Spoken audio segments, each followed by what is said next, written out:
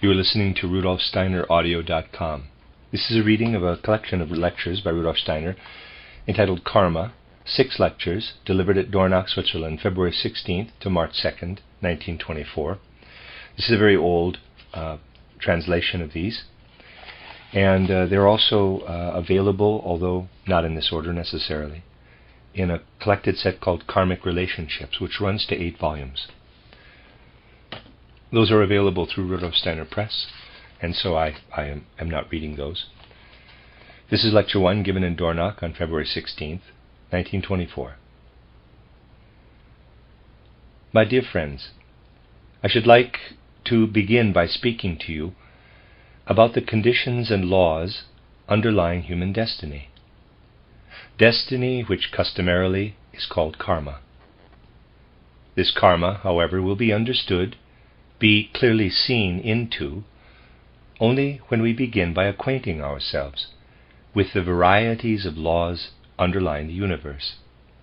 So, today then, I should like, for it is necessary, to speak to you in a rather abstract form about the various underlying universal laws, in order then to crystallize out of this the more special form which can be designated as human destiny, karma. We speak of cause and effect, not only when we wish to comprehend the phenomena of the world, but also when we wish to fix our attention on the phenomena of human life itself. And at present it is quite customary to speak in general terms about cause and effect.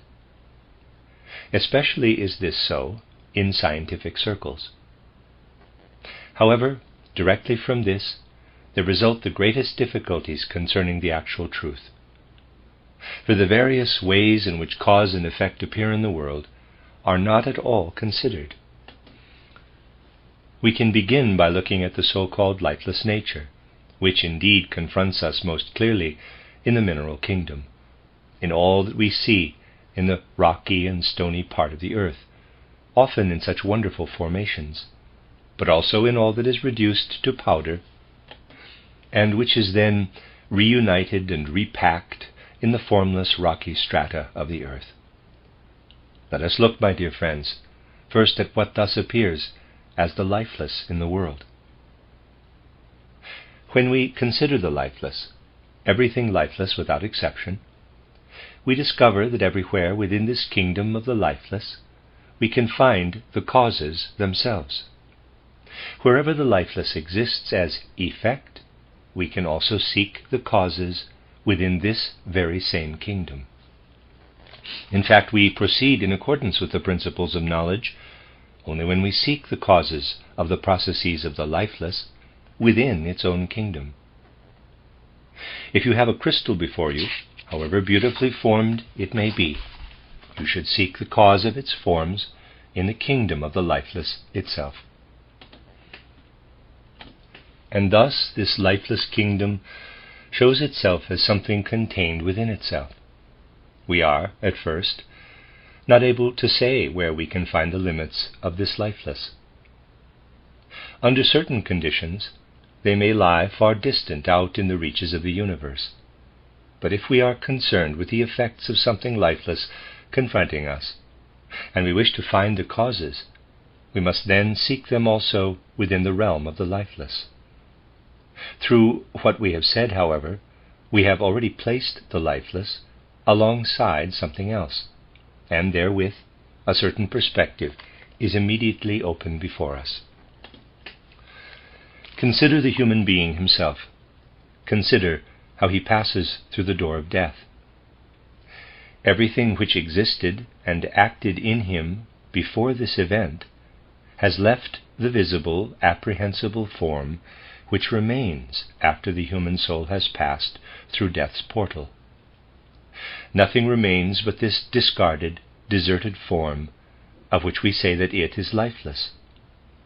And just as we speak of the lifeless when we gaze upon the stony structure of the mountains with its crystal forms, so must we speak of the lifeless when we behold this human corpse, bereft of soul and spirit. What from the beginning prevailed in the rest of lifeless nature only now comes into existence for the corpse of the human being. We were unable to find in the lifeless itself the causes of what occurs in the human form as effects during life, before the soul has passed through the door of death. It is true that when an arm is raised, not only do we seek in vain in the lifeless physical laws of the human form for the cause of this action, but we shall also seek in vain in the realm of the chemical, in the realm of the physical forces which are present in the human form, for the cause, let us say, of the heartbeat, of the blood circulation, of any of the processes which are not at all under the control of the will. But at the moment when the human form has become a corpse, when the soul has stepped through the gateway of death, we observe an effect in the human organism. We perceive, let us say, a change in the color of the skin. The limbs become limp.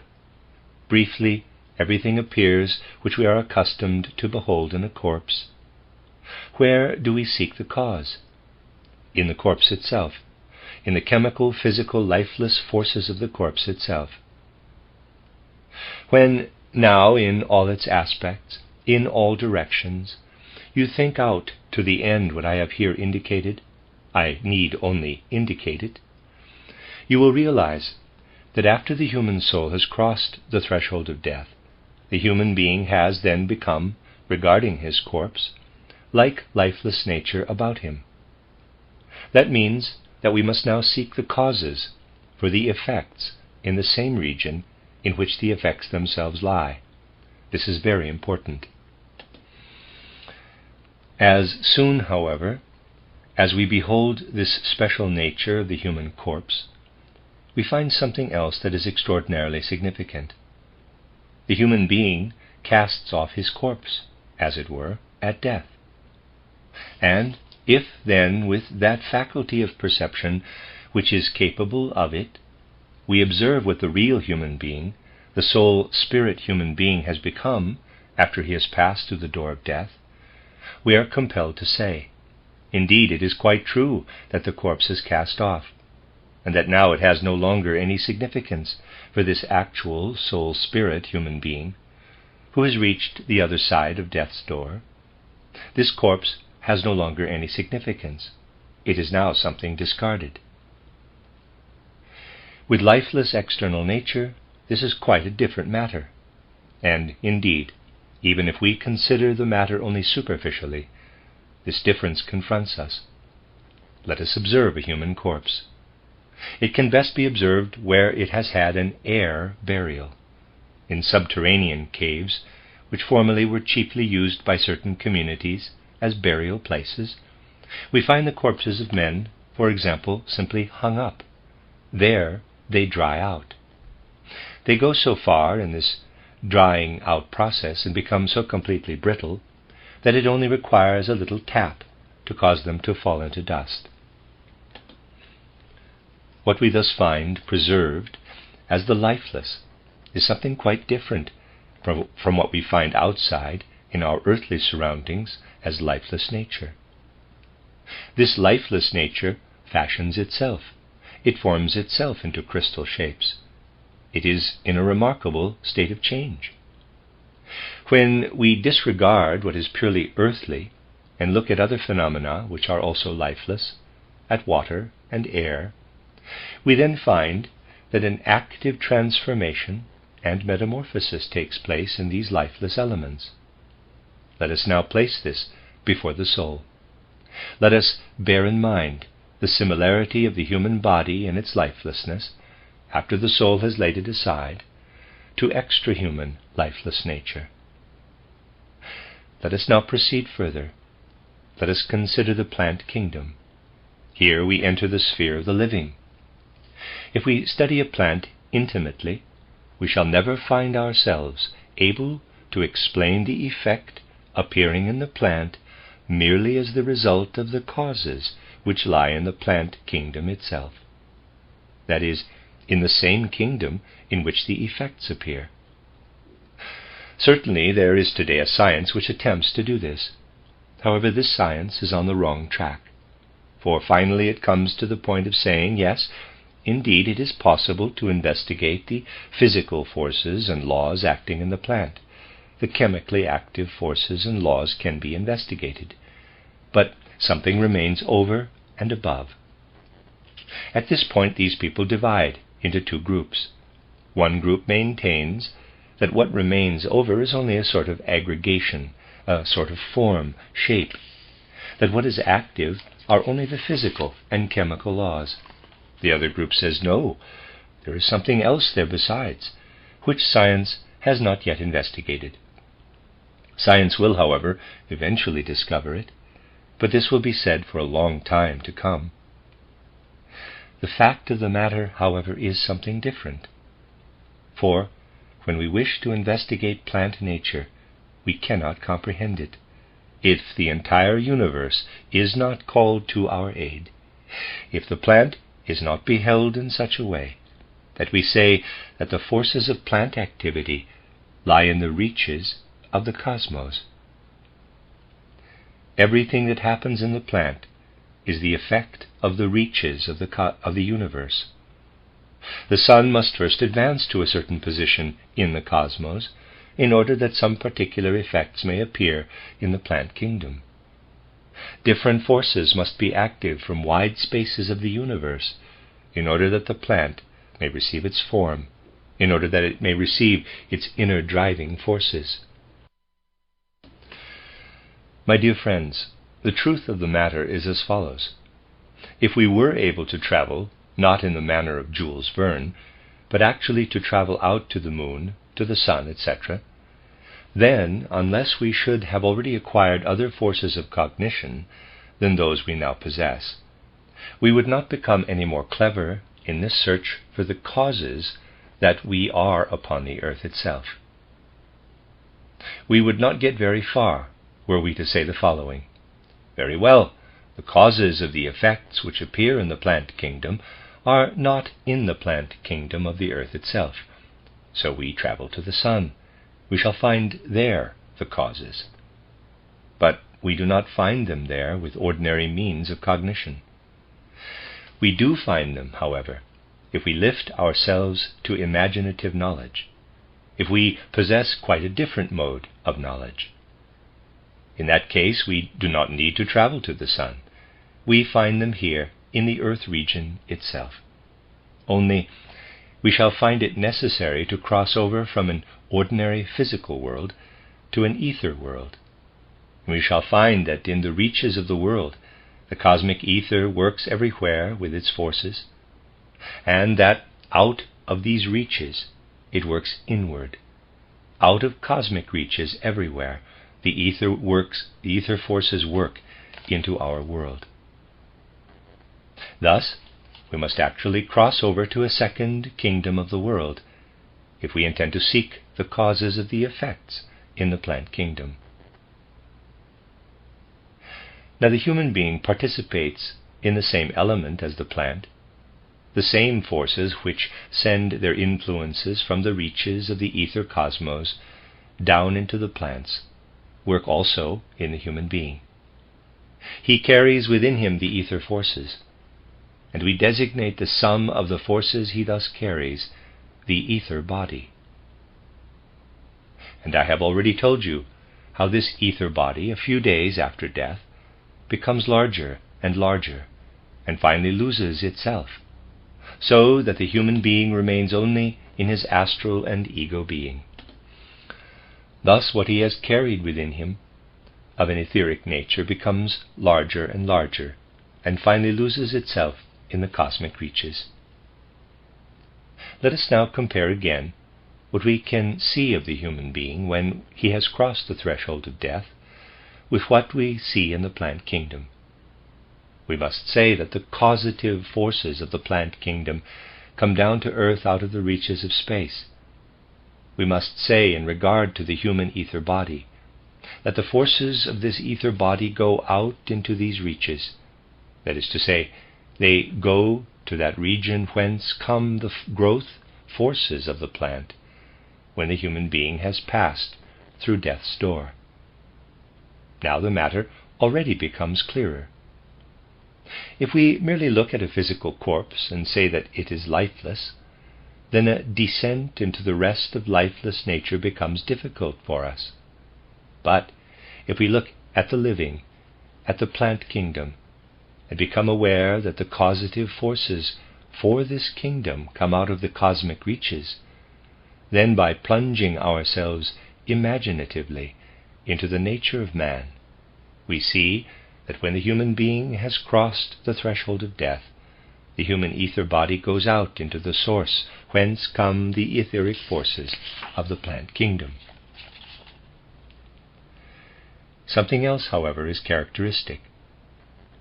What acts upon the plants as causative forces acts relatively quickly. For upon the plants which are springing from the ground, which are developing their blossoms and their fruit, the sun of the day before yesterday has but little influence today.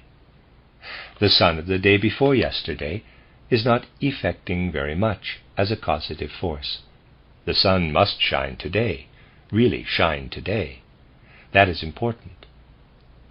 And you will notice in our subsequent considerations that it is important that we note this fact. The plants with their ether causative forces have, it is true, their actual fundamental forces within the realm of the earthly.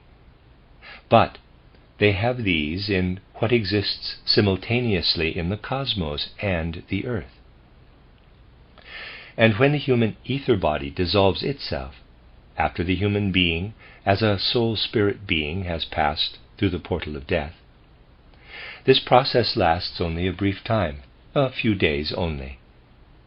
Again, a simultaneous relationship exists, for the days during which this dissolution takes place, measured in the time of cosmic events, are but an insignificant moment.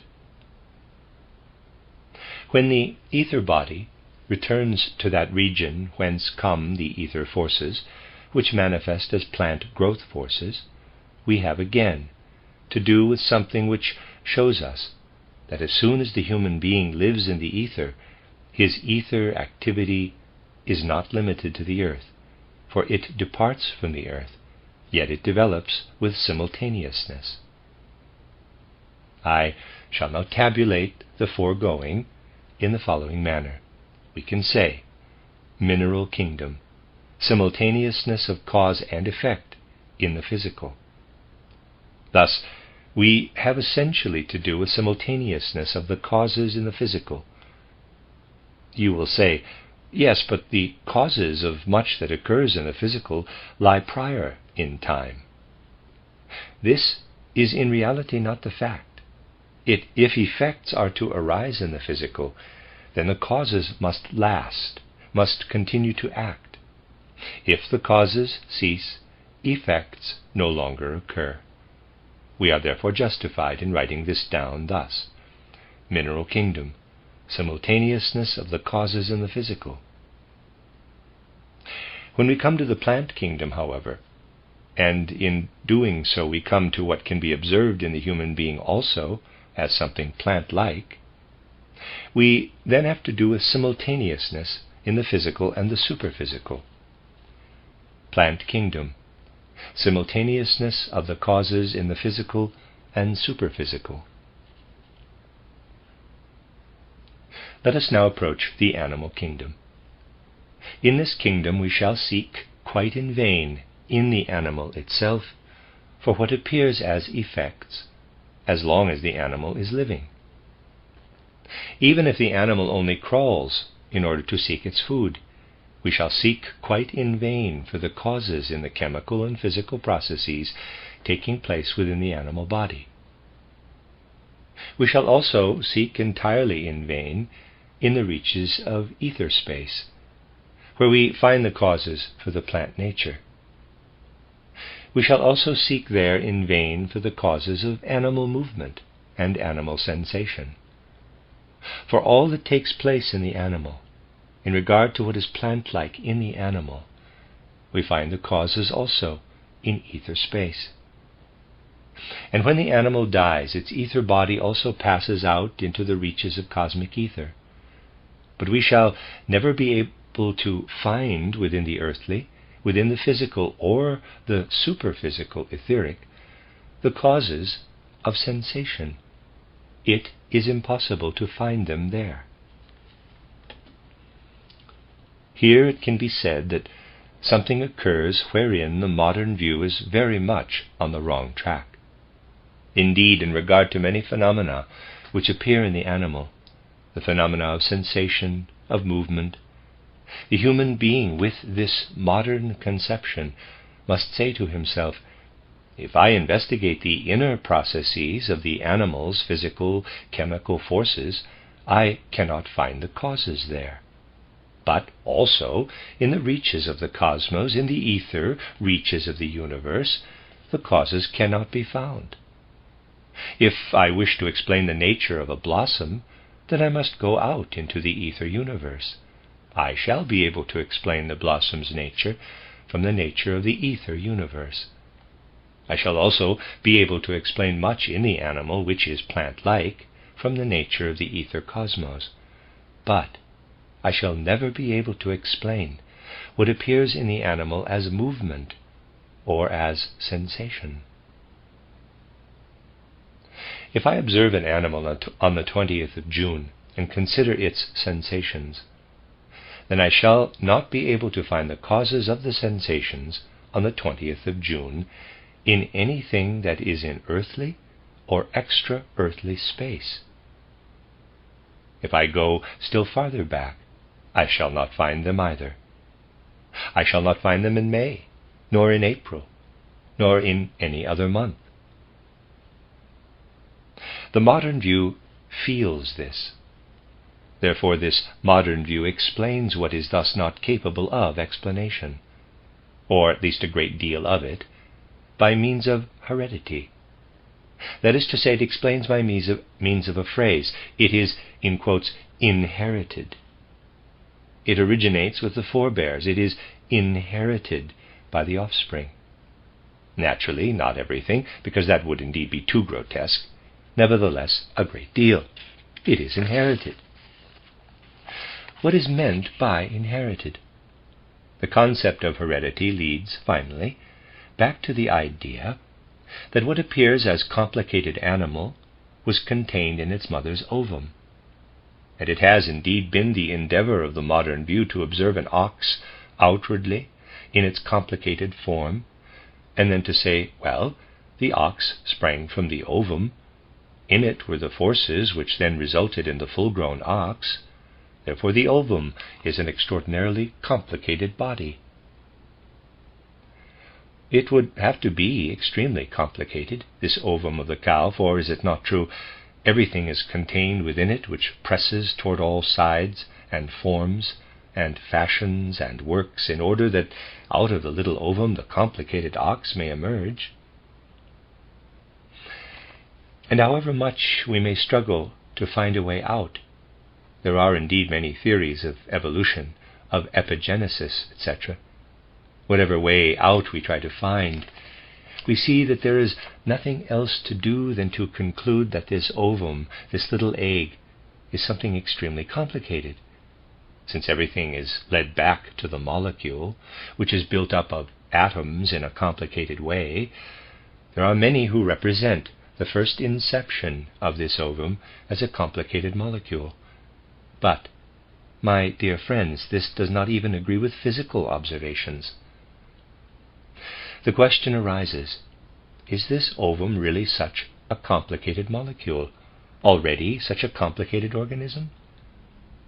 The peculiarity of the ovum does not at all consist in its complexity, but in the fact that it throws all its substance back into chaos, into a chaotic state. Precisely the ovum is, in the mother animal, not a complicated structure, but a completely pulverized, disarranged substance. It is not organized at all. It is something that falls back into an absolutely unorganized, powder-like condition. And reproduction would never occur did not the unorganized, the lifeless matter, which tends toward the crystalline, toward the form, did not this matter in the ovum fall back into itself, into chaos? The albumin is not the most complicated body, but rather the simplest, which has nothing determinative in it. And out of this little chaos, which exists there at first as an ovum, no ox could ever come into existence, for this ovum is just a chaos. Why then does an ox come forth from it? Because in the maternal organism the entire cosmos acts upon this ovum. It is just because it is unconditioned, because it is chaotic, that the entire cosmos can act upon it. And fructification has no other purpose than to cast back the matter of the ovum into chaos, into the indeterminate, into the unconditioned. Thus nothing else acts but the universe alone. But now, if we look into the mother, we do not find therein the causes. If we look outside into the ether world, there also in the simultaneous occurrences, the causes are not to be found. We must go back until we come to the time before the animal was born, if we wish to find the causes for what germinates there as the potential capacities of a being capable of sensation and movement. We must go back to a time before life has begun. That is, for the capacities of feeling and movement, the causal world does not lie in simultaneousness, but lies in a time prior to the conception of this being. The following is the curious fact. If I behold a plant, I must go out into what is simultaneous, and I then find the cause. But I find it in the reaches of the universe. If, however, I wish to find the cause of what acts in the animal as sensation, then I cannot look for it in simultaneousness, but I must look for it in what preceded life. In other words, the stellar constellation must have changed. It must have become different. It is not the stellar constellation in the universe which exists simultaneously with the animal that has its influence upon the actual animal nature, but the constellation of the stars preceding its life. And now, let us look at the human being when he has passed the threshold of death. When this has occurred, he must go back, after he has laid aside his ether body, which spreads out into every part of the reaches of the universe, from whence come the growth forces of the plants, the etheric forces. He must go back, as I have described it, to his moment of birth. Then he has experienced in his astral body all that he has gone through in life, but in reverse order. In other words, the human being must not pass into the state of simultaneousness with his astral body after death.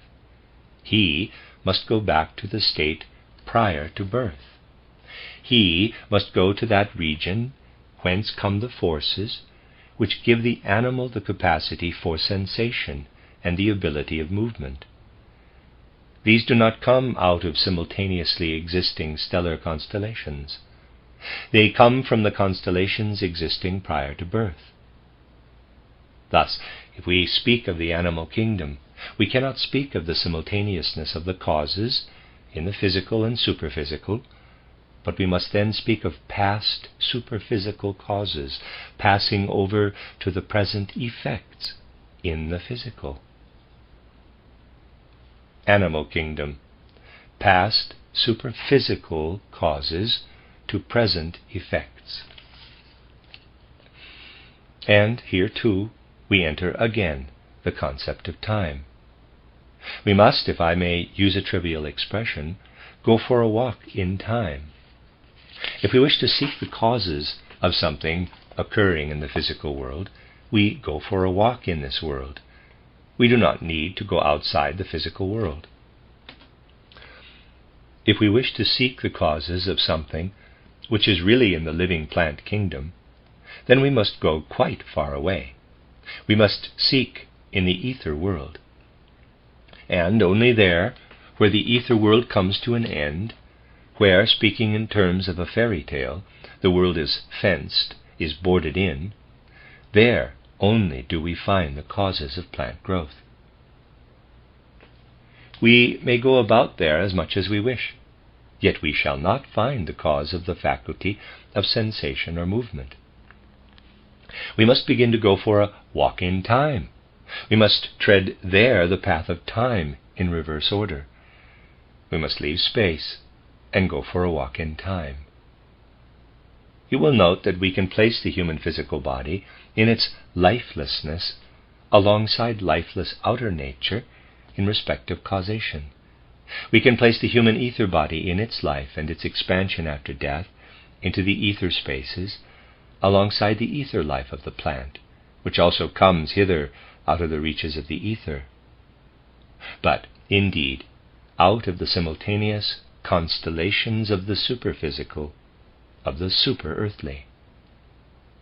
And we are able to place the human astral organism alongside of that which exists outside in the animal nature. And we then advance from the mineral to the plant to the animal kingdom, coming finally to the real human kingdom.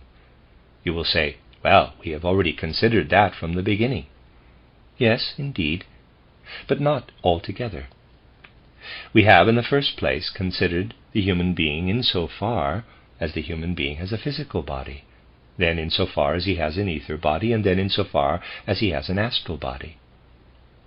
But just note that he would be a crystal, a complicated one, to be sure, but a crystal, nevertheless, if he had only his physical body. If he were to have merely his ether body in addition, he would then be a plant, beautiful plant perhaps, nevertheless just a plant.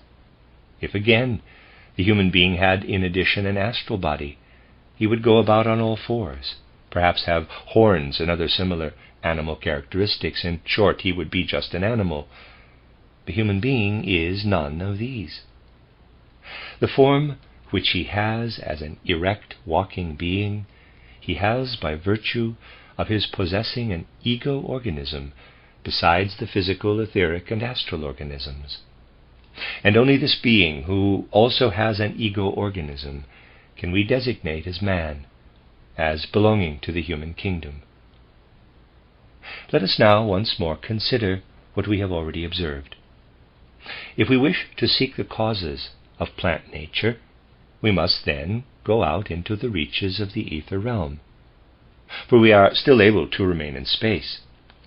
Only, as has been remarked, space in that case becomes somewhat hypothetical, for we must even resort to the fairy tale concept. We must go, quote, where the world is boarded up, close quote.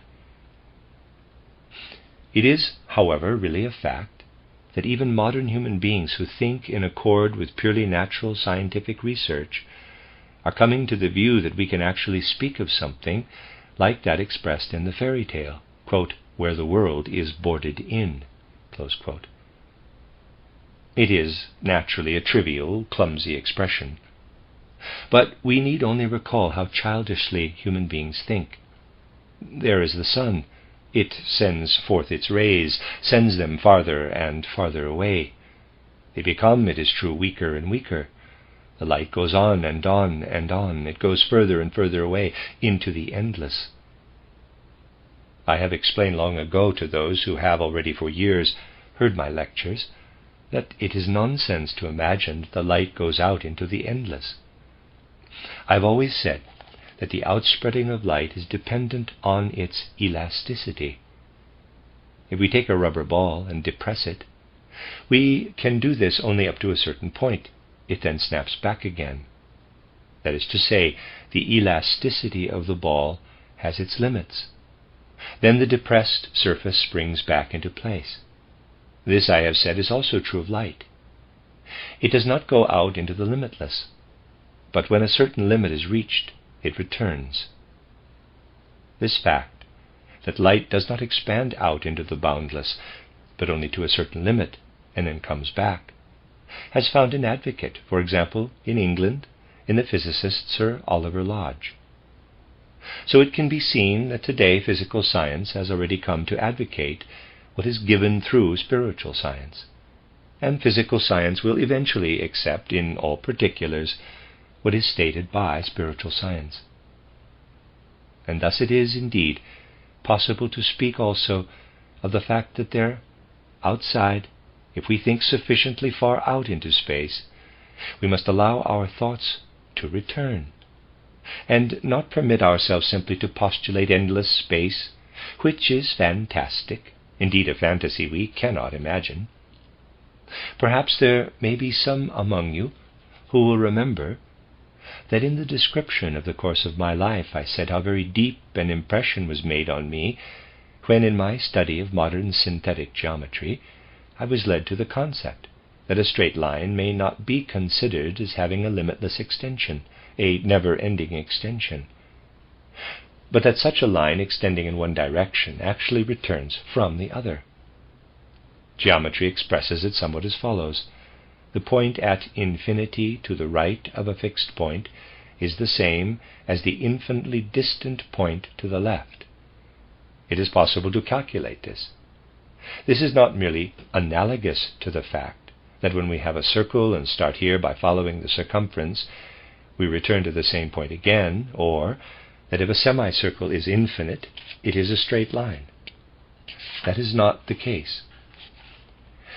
That would be an analogy to which those who can think with exactness do not attribute any value.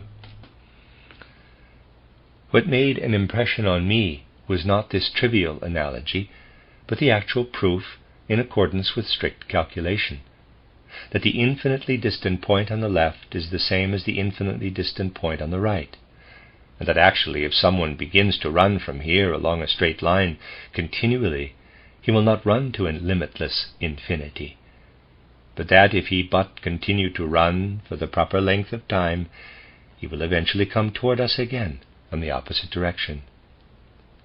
This appears grotesque to all physical thought. The moment physical thinking is laid aside, this is actually a reality, because the universe is not endless, but is limited in as far as the physical universe is concerned.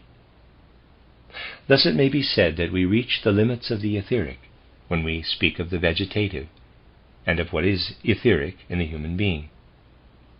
But we must go outside of everything that exists in space when we wish to explain the animal and the astral nature in man. There we must go walking in time. There we must go beyond simultaneousness. There we must advance in time. When we enter time, we cross the boundary of the physical in a twofold way. In describing the animal, we must already proceed in time. We must, however, not continue this mode of thinking abstractly, but continue it in a concrete way. Pay attention for a moment and see how this can be continued concretely. Human beings think, do they not, that when the sun sends forth its light, this continues on its path endlessly. Sir Oliver Lodge shows, however, that we have already forsaken this mode of thinking about the matter, and instead that we know that light comes to a boundary, and then returns again. The sun receives back its light from all sides, although in another form, in a transformed condition. The sun receives back the light. Let us now employ this mode of thinking on what we have just been considering. We stand at the outset in space. Earth-space remains within it. We stride out into the universe. That is not yet enough for us. We stride out into time. Now someone could say very well, we now stride on ever further and further. No, not at all. We now return again. We must continue this mode of thinking. We return again. We come back again in the same way as we do when we march forth into space, going ever further, reaching finally the boundary, and then return. So here also do we return. That is to say, if we have sought the past superphysical causes in the reaches of time, we must return again into the physical. What does that mean? It means we must again descend out of time descend again upon the earth. If we wish thus to seek the causes of the human being, then we must seek them again upon earth. Now we have marched back in time. If by marching back in time we come again upon the earth, then of course we come into a previous human life. With the animal we stride further. It dissipates in regard to time, just as our ether body dissipates right out to the boundary of the cosmos. The human being does not dissipate himself out there. For when we retrace his path in time, we come back to the earth, into his previous life. Thus we must say for the human being, from past physical causes to present effects in the physical. Summary: mineral kingdom, simultaneousness of causes in the physical. Plant kingdom, simultaneousness of the causes in the physical and superphysical. Animal kingdom, past superphysical causes of present effects. Human kingdom, past physical causes of present effects in the physical. You see, it has required effort today to familiarize ourselves with abstractions in a preparatory way. But that, my dear friends, was necessary. It was necessary because I wished to show you that there is also a logic for those spheres which we must consider to be the spiritual. Only this logic does not agree with the clumsy logic which is deduced merely from physical phenomena, and in which human beings are accustomed entirely and only to believe.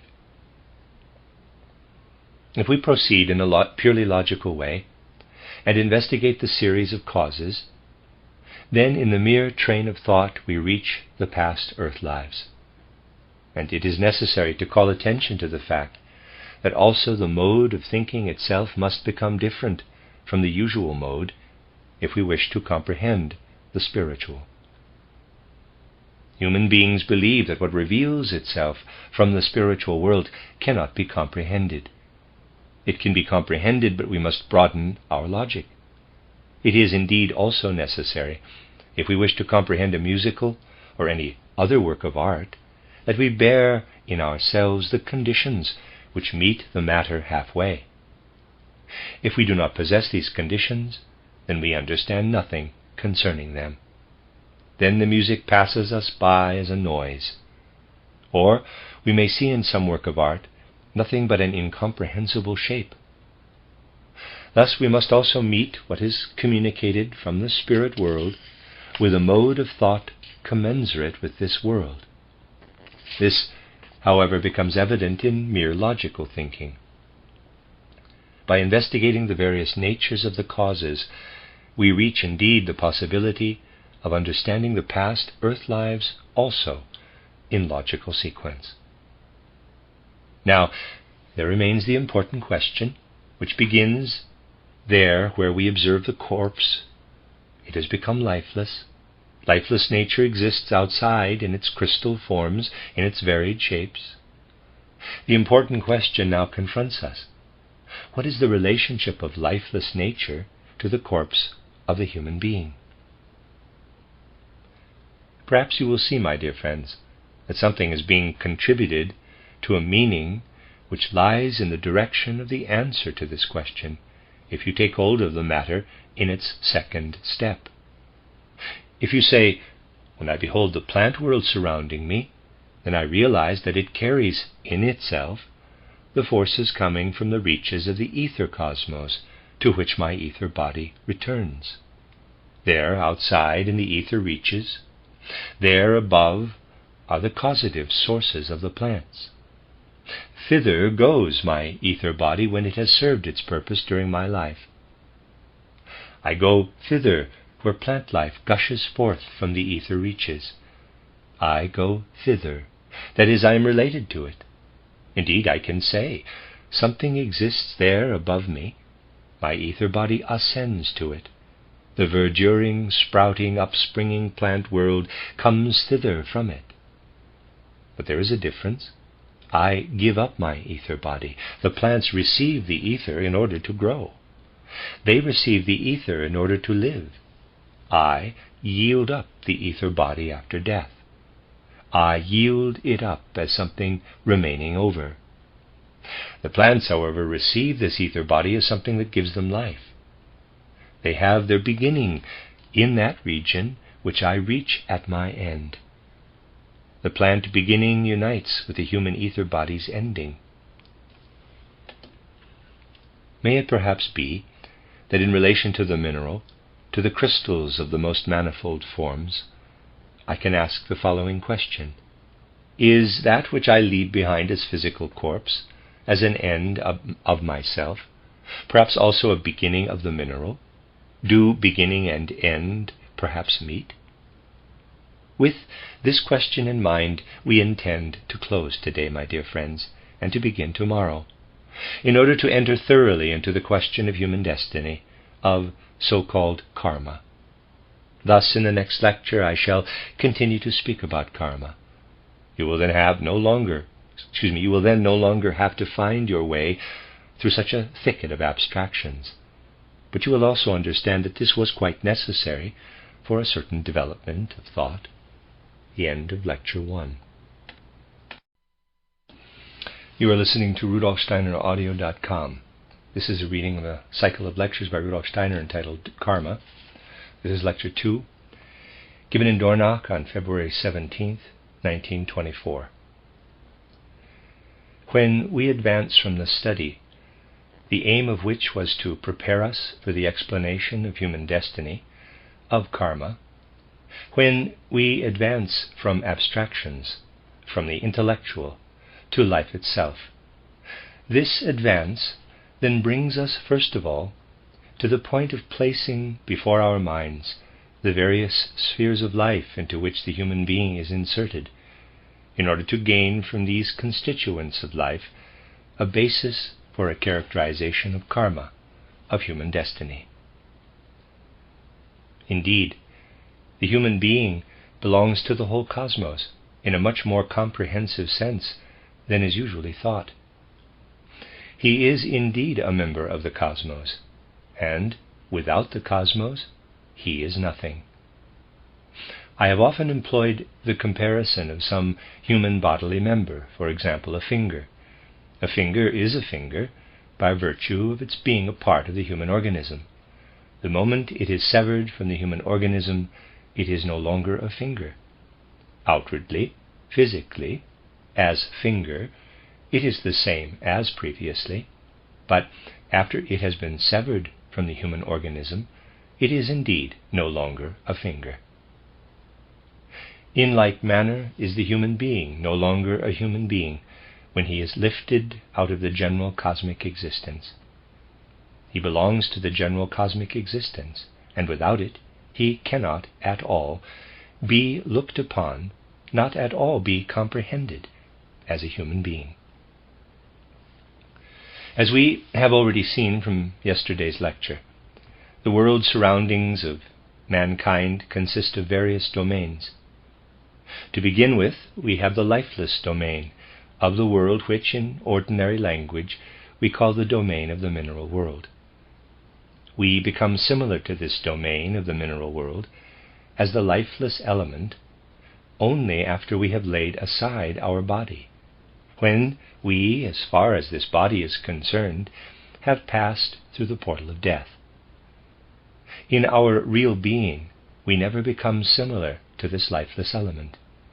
The discarded bodily form alone becomes similar to this element. Thus we have, on the one hand, what the human being leaves behind as a physical corpse in the realm of the lifeless, and, on the other, what exists as the widespread, lifeless, crystalline and non-crystalline mineral nature and world. As human beings, we are entirely dissimilar to this mineral world, as long as we live upon the earth. To this I have already drawn attention. In regard to our form, we are immediately destroyed when we are consigned to the mineral world as a corpse. We disintegrate into the mineral. That is, the element which holds our form together has nothing in common with mineral nature. From this it follows that the human being, as he lives in the physical world, cannot be actually influenced at all by the mineral nature itself. The chief and most comprehensive influences which act upon the human being from the mineral kingdom come in a roundabout way through the senses. We see the mineral kingdom, we hear it, we perceive its warmth. Briefly, we perceive it by means of the senses. Our other relationships to the mineral nature are extremely slight. Just consider how very little of a mineral nature enters into relationship with us during earth life. The salt with which we flavor our food is mineral, and a few other things which we take in with our food are of a mineral nature. But by far the largest part of the foodstuff which the human being consumes comes from the plant and animal kingdoms. And what we receive from the mineral kingdom relates itself in a very peculiar way to what we receive from the mineral world through our senses simply as soul impressions, as sense perceptions. And I beg you to consider seriously in this connection something very important. I have indeed frequently described this. The human brain weighs on the average about 1,500 grams. This is quite a weight. The blood vessels at the base of this brain would be completely crushed by it if they were so heavily pressed upon by such a weight as this. But the brain does not press so heavily, for it is subject to a certain law. This law, which I have described here recently, says that an object immersed in a liquid loses some of its weight. This can be shown by experiment, by taking a pair of scales, first disregarding the liquid-filled vessel, weighing this object, and noting its weight. Then place the vessel containing the water underneath one of the scale pans, so that the object in the scale pan sinks into the water. Immediately the scale pans are no longer in balance. The pan containing the weight drops lower, because the object in the other pan becomes lighter. If you then investigate how much lighter the object in question becomes, you will find that it is lighter by an amount equal to the weight of the fluid which the object displaces. If thus you take water as a fluid, then will the weight of the body immersed be reduced by an amount equal to the weight of the displaced water. This is the so-called principle of Archimedes. He discovered this, as I have told you on another occasion, when taking a bath. By simply sitting in the bath, he found that his leg became lighter or heavier, according as he inserted it in the water or lifted it out again. And he then cried, "I have found it! Eureka!" Indeed, my dear friends, what has just been said is an extremely important fact. Important facts, however, are often forgotten. Had the engineering art not forgotten this Archimedean principle, then in Italy perhaps one of the greatest disasters of recent times would not have occurred. These are just the things which occur also in outer life from inability to survey clearly present-day knowledge. In any case, the body loses in weight an amount equal to the weight of the displaced water. Now the brain is completely immersed in the cerebral fluid. It swims within this brain water. Once in a while, at the present time, the human being comes to realize that insofar as he is solid, he is actually a fish. In reality, he is indeed a fish, for 90% of his body consists of water, and the solid element swims within it like the fish in water. Thus the brain, by swimming in the cerebral fluid, becomes so much lighter than formerly that it weighs only 20 grams. The brain, which out of its fluid weighs some 1,500 grams, in its fluid presses upon its base with a weight of only 20 grams.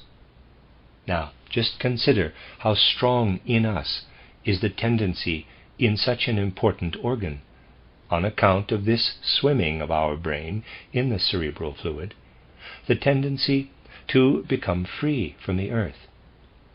We do not at all think with an organ which is subject to the influence of gravity, but rather we think in opposition to this force of gravity. The brain organ has first been relieved of the force of gravity. If you consider the wide significance of the impressions which you receive through the senses, and which you confront with your free will, and compare this with the minute influences which come from salt and similar substances absorbed as food or seasoning, then the following will result from your observation. So great is the predominance of our mere sense impressions, which render us independent of the stimuli from the mineral kingdom, that what we receive into ourselves as direct influence from the mineral world is related to our sense perceptions in the ratio of 20 to 1,500 grams. What we take into ourselves through the sense perceptions does not tear us apart, and the elements in us which actually are subject to the earth's gravity, such as the mineral seasonings in our food, are for the most part things that conserve us inwardly. For salt has at the same time a conserving, a maintaining, a refreshing force. The human being is thus, on the whole, independent of what exists in the surrounding mineral kingdom. He takes into himself from the mineral kingdom only that which has no direct influence on his inner nature. He moves about freely and independently in the mineral world. My dear friends, if this freedom and independence of movement in the mineral world did not exist, what we call human freedom would not exist at all.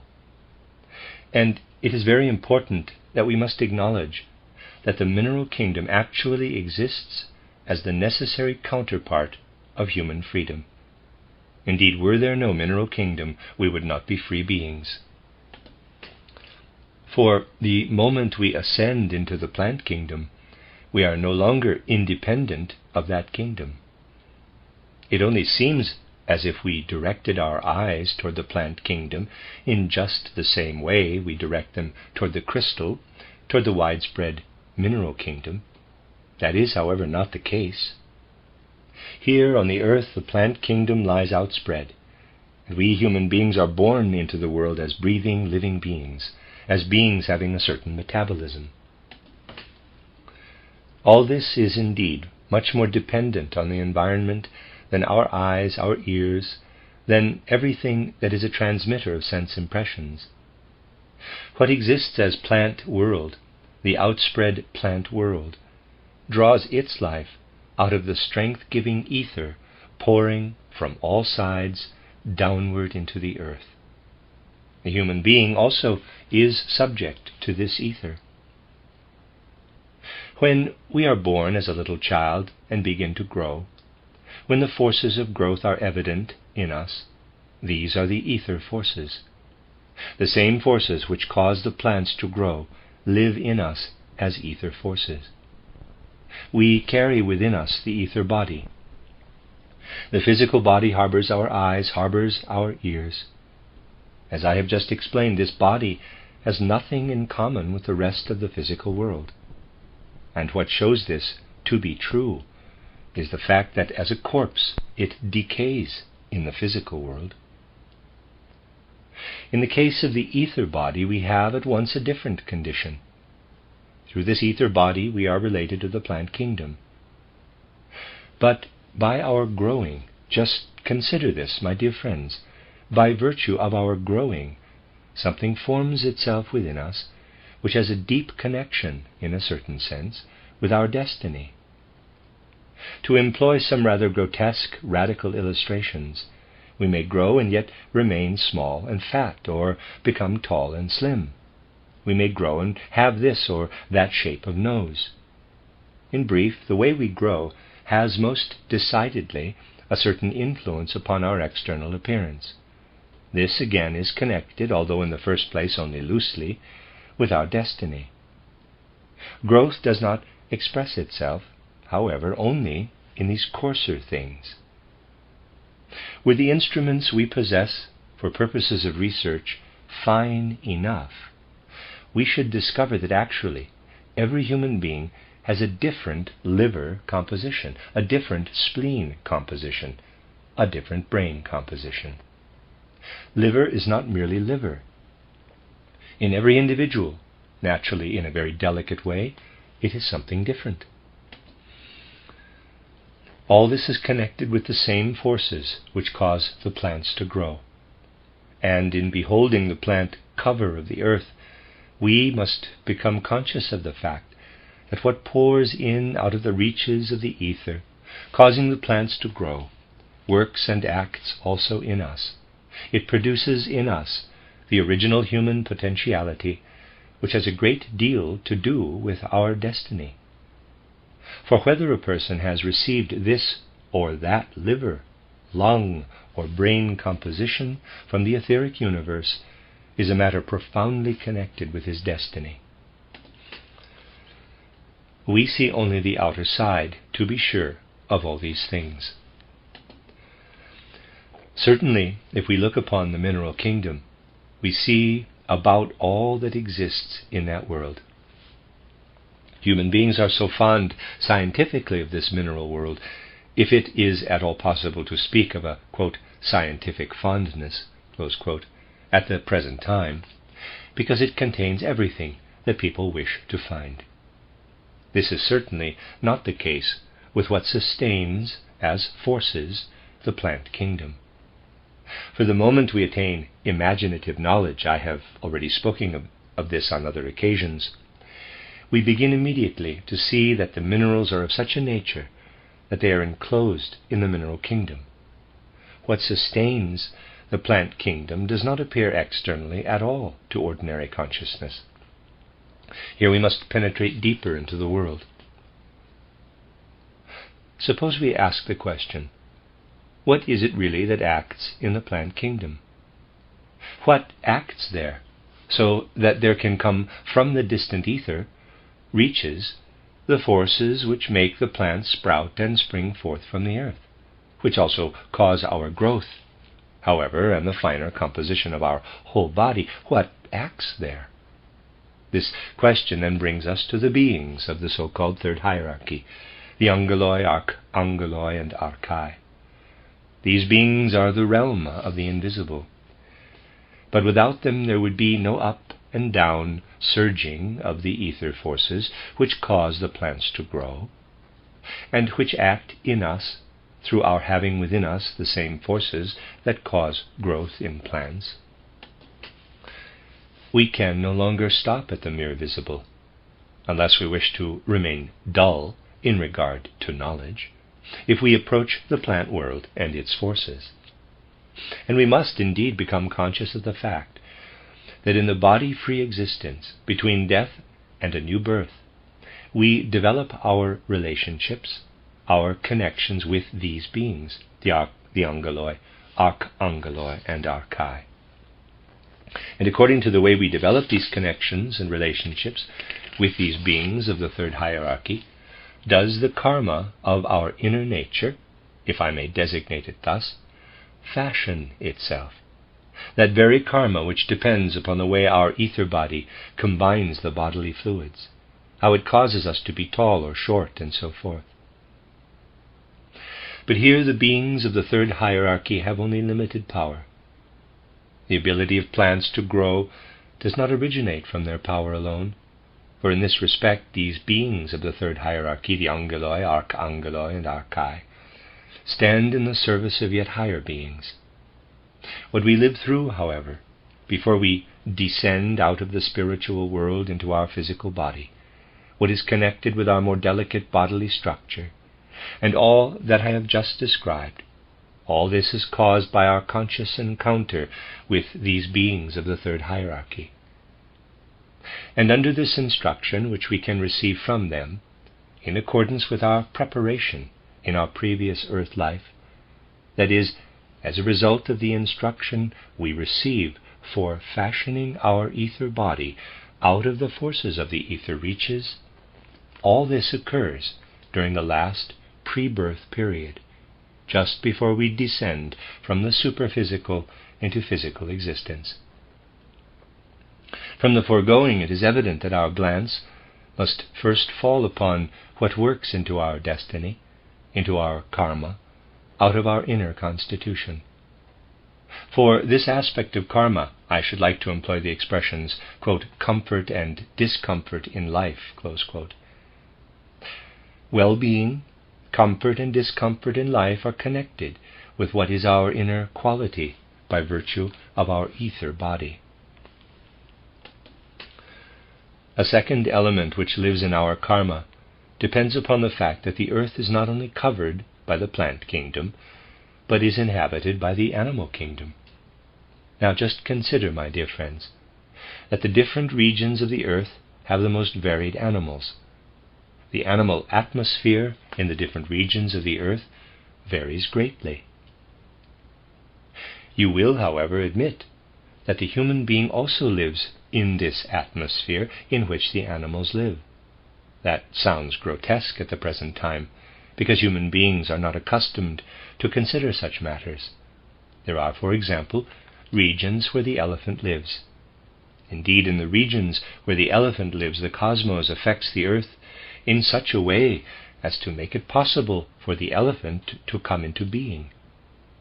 Indeed, do you believe, my dear friends, that if there is a portion of the earth upon which the elephant lives, with the elephant-forming forces working down upon it from the cosmos, the same forces are not working if right at this same spot a human being is present? Of course, these forces are there also when a human being is present, and this is likewise just as true for the whole animal kingdom.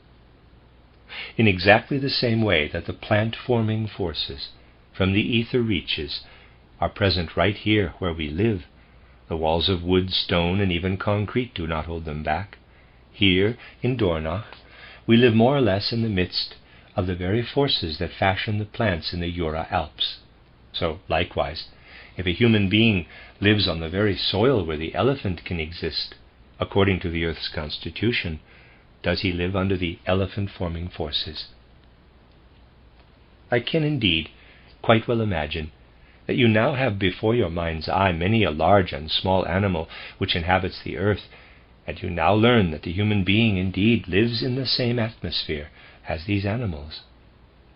All this actually works upon the human being. Naturally, it acts upon the human being differently from the way it acts upon the animals, because the human being has yet other qualities, yet other members of his being than the animals. It acts differently upon the human being. Otherwise he would also become an elephant in the elephant sphere. He does not, however, become an elephant. Moreover, the human being lifts himself continually out of what works upon him there, yet he lives in this atmosphere. You see, everything that exists in the astral body of the human being is dependent upon this atmosphere in which he lives. And if we may say that his well-being or discomfort is dependent upon the plant nature of the earth, so may we again say that the sympathies and antipathies which we, as man, develop within our earth existence, and which we bring with us from pre-earthly existence, depend on what constitutes, so to speak, the animal atmosphere. The elephant has a trunk and thick column-shaped legs. The stag has antlers, and so on. In these members live the animal-forming, the animal-shaping forces. In the human being, these forces are manifest only in their effect upon his astral body. And in this effect upon his astral body, they produce the sympathies and antipathies which the human individuality brings with him out of the spiritual world. Just observe, my dear friends, these sympathies and antipathies. Observe what a strong dominant power these sympathies and antipathies have throughout the whole of life.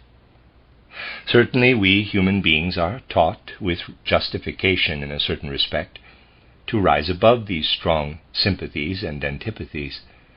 Nevertheless, to begin with, they still exist. these sympathies and antipathies. We still go through our lives living in sympathies and antipathies. One has sympathy for this and another for that.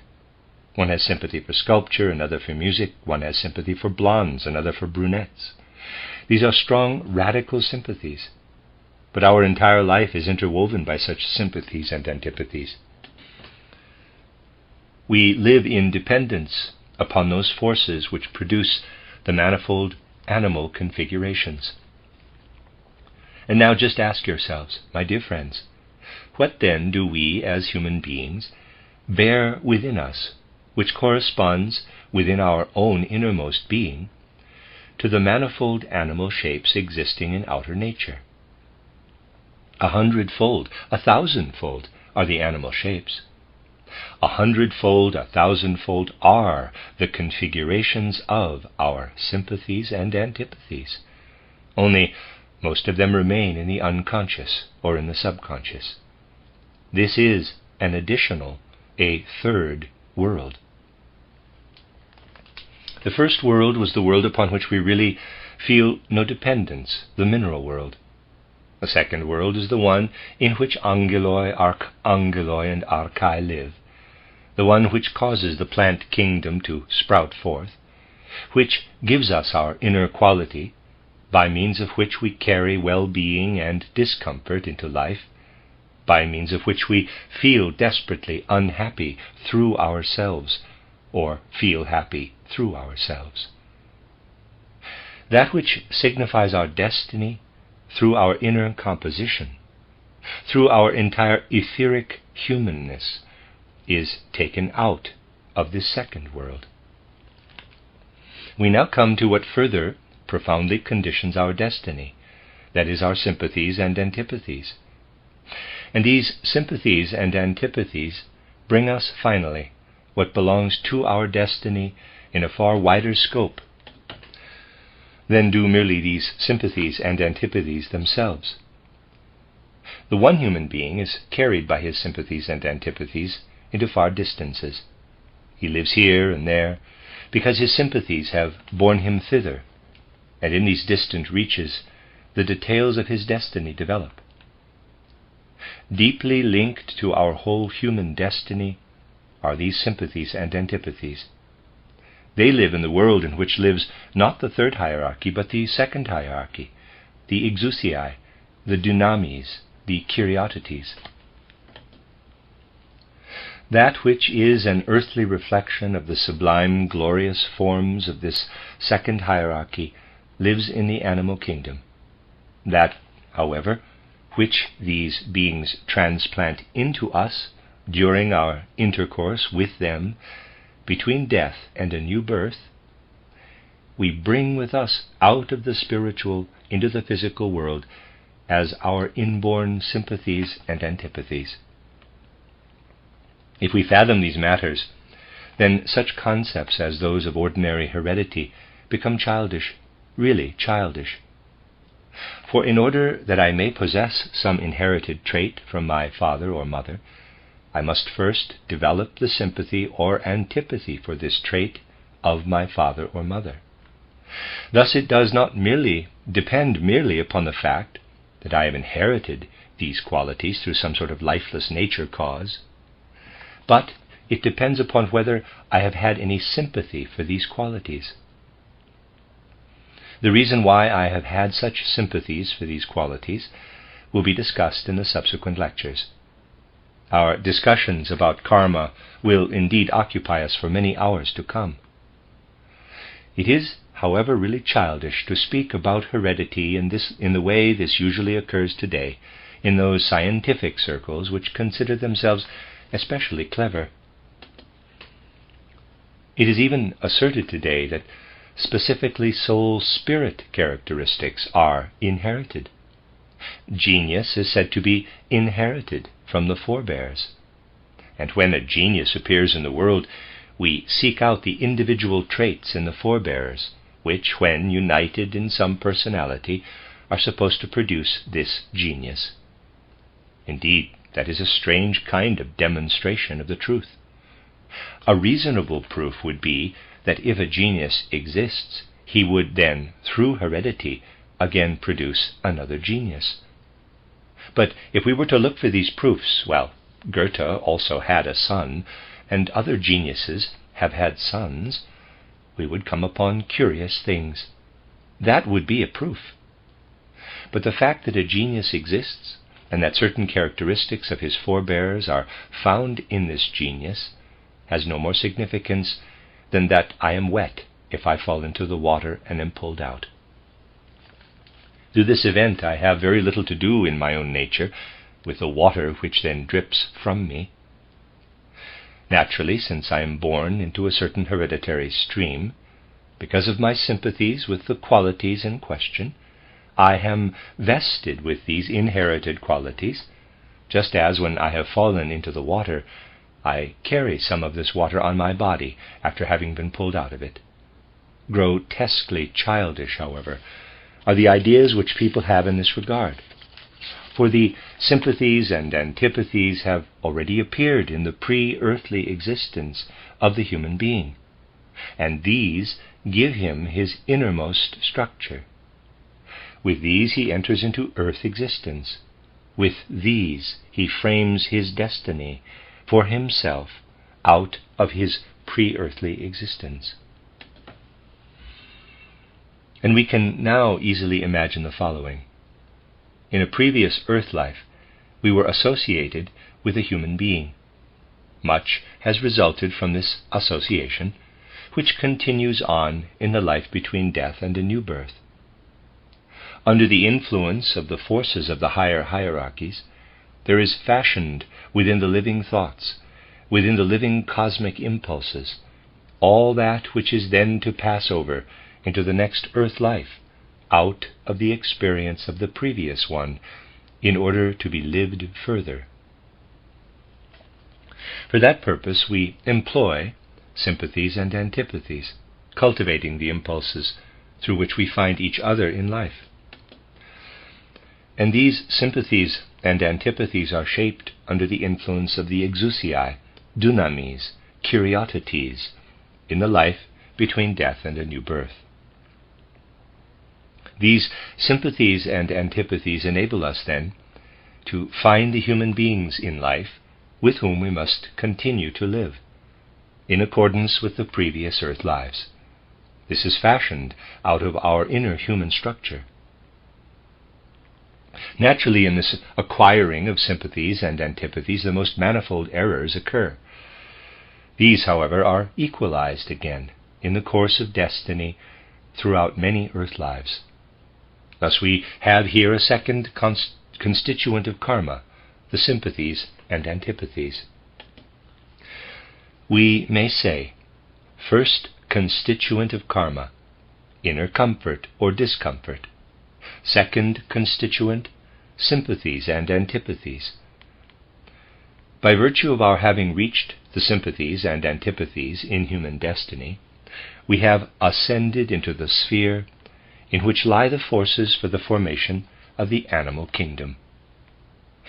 Now we ascend into the real kingdom of man. We live not only in association with the plant kingdom, with the animal kingdom, but we live quite determinatively for our fate in association with other human beings in the world. That is quite a different association from the association with plants and animals. It is an association through which the chief element of our destiny is fashioned.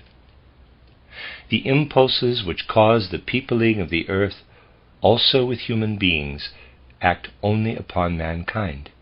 And now the question arises, which are the impulses that act only upon mankind?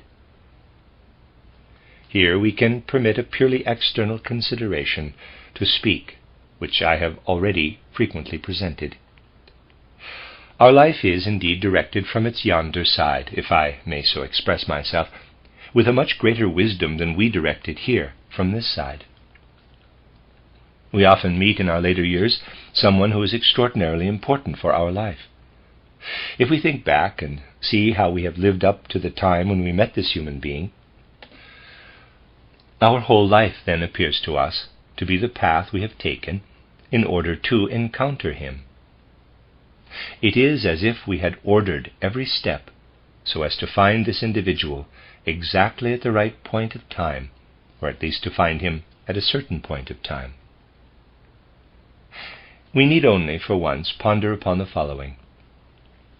Just think what, with full human awareness, it signifies to find, in some year of one's life, a certain person, and henceforward to experience something in common with him, to work and collaborate with him. Just consider what this means. Let us consider in full awareness what it is that offers itself as the impulse which has led us to meet this person. If we ponder upon the matter and ask ourselves how it is that we have found this person, perhaps it will then occur to us that an event had first to be experienced by us which was connected with many other people. Otherwise there would not have been the least possibility of finding this human being during life. And in order that this event might occur, another had in turn to be experienced.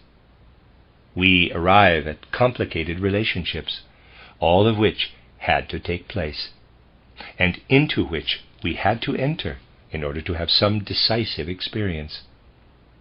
And then we ponder perhaps upon the following. If at a certain age, I will not say at the age of 1, but of 14, we had been put to the task of solving consciously the problem how we should, in the 50th year of our life, bring about a decisive meeting with some person. If we imagine that at a certain age we should have had to solve this problem consciously, like a problem in arithmetic, I beg you just to consider what all of that would require. We human beings are indeed consciously extremely stupid. And what happens with us in the world is, if we consider such things, extremely clever and wise. If we consider such a thing, our attention is directed to the extreme intricacy and significance of our destiny's working, of the action of our karma. And all this occurs in the realm of the human being. Now, I beg you to consider that what takes place here with us is actually living in the unconscious. Right up to the moment when a critical event confronts us, it lies in the unconscious. Everything takes place as though subject to the laws of nature. But where would the laws of nature ever have the power to effect such a thing? What occurs in this region can indeed contradict all nature laws and everything that we construct in accordance with the outer laws of nature. I have repeatedly drawn your attention also to this fact. The externalities of human life may even be stretched into the frame of calculated laws. Let us take, for example, the business of life insurance. It can only prosper through our being able to calculate the probable life duration of any, let us say, 19 or 20-year-old individual. When someone wishes to insure his life, the policy is based upon the probable length of life. That is, as a person 19 years old today, we are expected to live, according to these calculations, a certain number of years. That can be determined. But just suppose that this period has elapsed. You would not feel in duty bound to die because of this fact. According to this probable life duration, 2 human beings should have been dead for a long time. But after they have long been, in quotes, dead, according to this probable duration of life, they meet each other for the first time in the way I have described. All this occurs beyond what we calculate for human life out of the external facts of nature. And, nevertheless, it occurs with as much inner necessity as do the laws of nature. It is not possible to say anything but the following.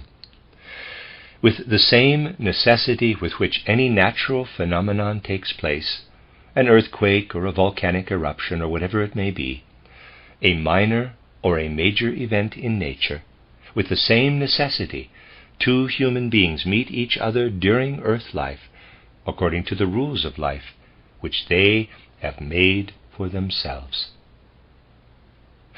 Thus we see, actually here within the physical realm, a new realm established. And within this realm we live not only in comfort or discomfort, in sympathies and antipathies, but we live within it as in our own occurrences, our own experiences. We are entirely molded into the realm of events, of experiences, which determine our life in accordance with destiny. In this realm the beings of the first hierarchy are active, the seraphim, cherubim, and thrones. For in order that every human being, every movement of the soul, everything in us may be guided in the world in such a way that the destiny of man may grow from it, a greater power is needed than that which acts in the plant kingdom, than that possessed by the hierarchy of the angeloi, archangeloi, archai, than that possessed by the hierarchy of the exousiai, kyriatetes, dunamis. To achieve this, a power is needed which is inherent in the first hierarchy, seraphim, cherubim, thrones, the most exalted beings of the universe. Now, what comes to manifestation there lives in our real ego, in our ego organism, and extends its life from a previous earth existence into a later one. And now consider the following. You live a life on earth, causing this or that, out of instincts, passions, and inclinations, let us say, or out of clever or foolish thoughts. All this is actually present within you as impulses. Consider that when you live a life on earth, what you do through instincts leads to this or to that. It leads to the happiness or injury of another human being. Then you pass through the life between death and a new birth. In this life you have the strong consciousness, quote, if I have injured another human being, I am less perfect than I should have been had I not thus injured him. I must atone for it, close quote. You feel in yourself the urge and the impulse to expiate this injury. If you have done something to a human being which advances him, then you behold what is advancing him in such a way that you say, quote, this must serve as the basis for general world advancement. This must lead to further results in the world, close quote. All this you are able to develop inwardly. All this may give well-being, ease, or discomfort, according to the way you fashion the inner nature of your body during life between death and a new birth. All this may lead you to sympathies and antipathies, in that you construct your astral body in the corresponding way with the help of the beings of the second hierarchy, the exousiai, dynamis, and kyriatetes. But all of this does not yet give you the power to cause what in a past life were mere human deeds to become a cosmic act. You advanced or injured a human being. The effect of this must be that this human being will encounter you in the next life, and that you will find through this encounter the impulse to expiate the effect. What has a merely moral significance must become an outer fact, must become an outer world event.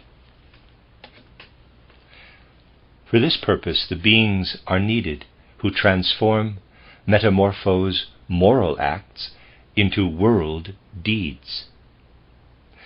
These are the beings of the first hierarchy, seraphim, cherubim, and thrones. These beings transform what proceeds from us in one earth life into our experiences of the next earth lives. They act in what constitutes event and experience in human life.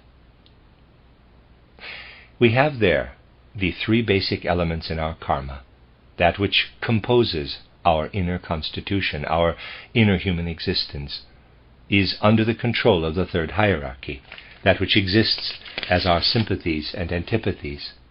That which in a certain way becomes our environment is the concern of the second hierarchy. Finally, That which confronts us as our outer life is the concern of the first, the most exalted hierarchy of beings ranging above men. Thus we look into the relationship in which the human being stands to the universe, and come now to the important question: how do all the details of our destiny develop from these three elements of the human being? The human being is born into a parental home. He is born on a certain spot of the earth. He is born within a folk. He is born into a certain complex of facts. Everything, however, that appears by virtue of his being born into a parental home, of his being entrusted to educators, of his being born into a folk, of his being placed upon a certain spot on the earth at his birth, all of this, which in spite of all human freedom intervenes so profoundly, so fatefully in the life of the human being, all of this is, finally, in some way dependent upon these three elements which compose human destiny. All individual questions will disclose themselves to us in corresponding answers if we focus our attention upon these fundamentals in the right way. If we ask why someone in his 25th year has smallpox, thus passing through the most extreme danger of life, if we ask why some other sickness or event may intervene in his life, why his life may be benefited by this or that older person, by this or that nation, or why advancement occurs to him through this or that outer event, in every case we shall have to return to that which in a threefold manner composes human destiny and places the human being in the totality of the cosmic hierarchies. In the mineral kingdom alone does the human being move about freely. There lies the realm of his freedom. By paying attention to this, the human being learns also to pose in the right way the question of freedom. Read in my title, Philosophy of Spiritual Activity, how much I have stressed the importance of not asking about the freedom of the will. The will resides deep down in the unconscious, and it is nonsense to ask about the freedom of the will. On the contrary, it is possible to speak only of the freedom of thinking, of thought. In my Philosophy of Spiritual Activity, I have clearly made this distinction. Free thoughts must activate the will. Then is the human being free. But with his thoughts, the human being lives in the mineral kingdom. With everything else, with his life in the world of the plant, of the animal, in the purely human world, he is subject to destiny. And freedom is something of which one may say the following: the human being steps out of the realms which are ruled by the higher hierarchies into the realm which in a certain way is independent of the higher hierarchies, into the mineral kingdom, in order to be free as far as he is concerned. This mineral kingdom is indeed the realm to which the human being becomes similar only as a corpse, when he has laid his body aside after having passed through the portal of death. The human being is independent in his earth life of that kingdom which can only act for his destruction. It is not to be wondered at that he is free in this kingdom, since this kingdom has no other part in him but to destroy him when it receives him.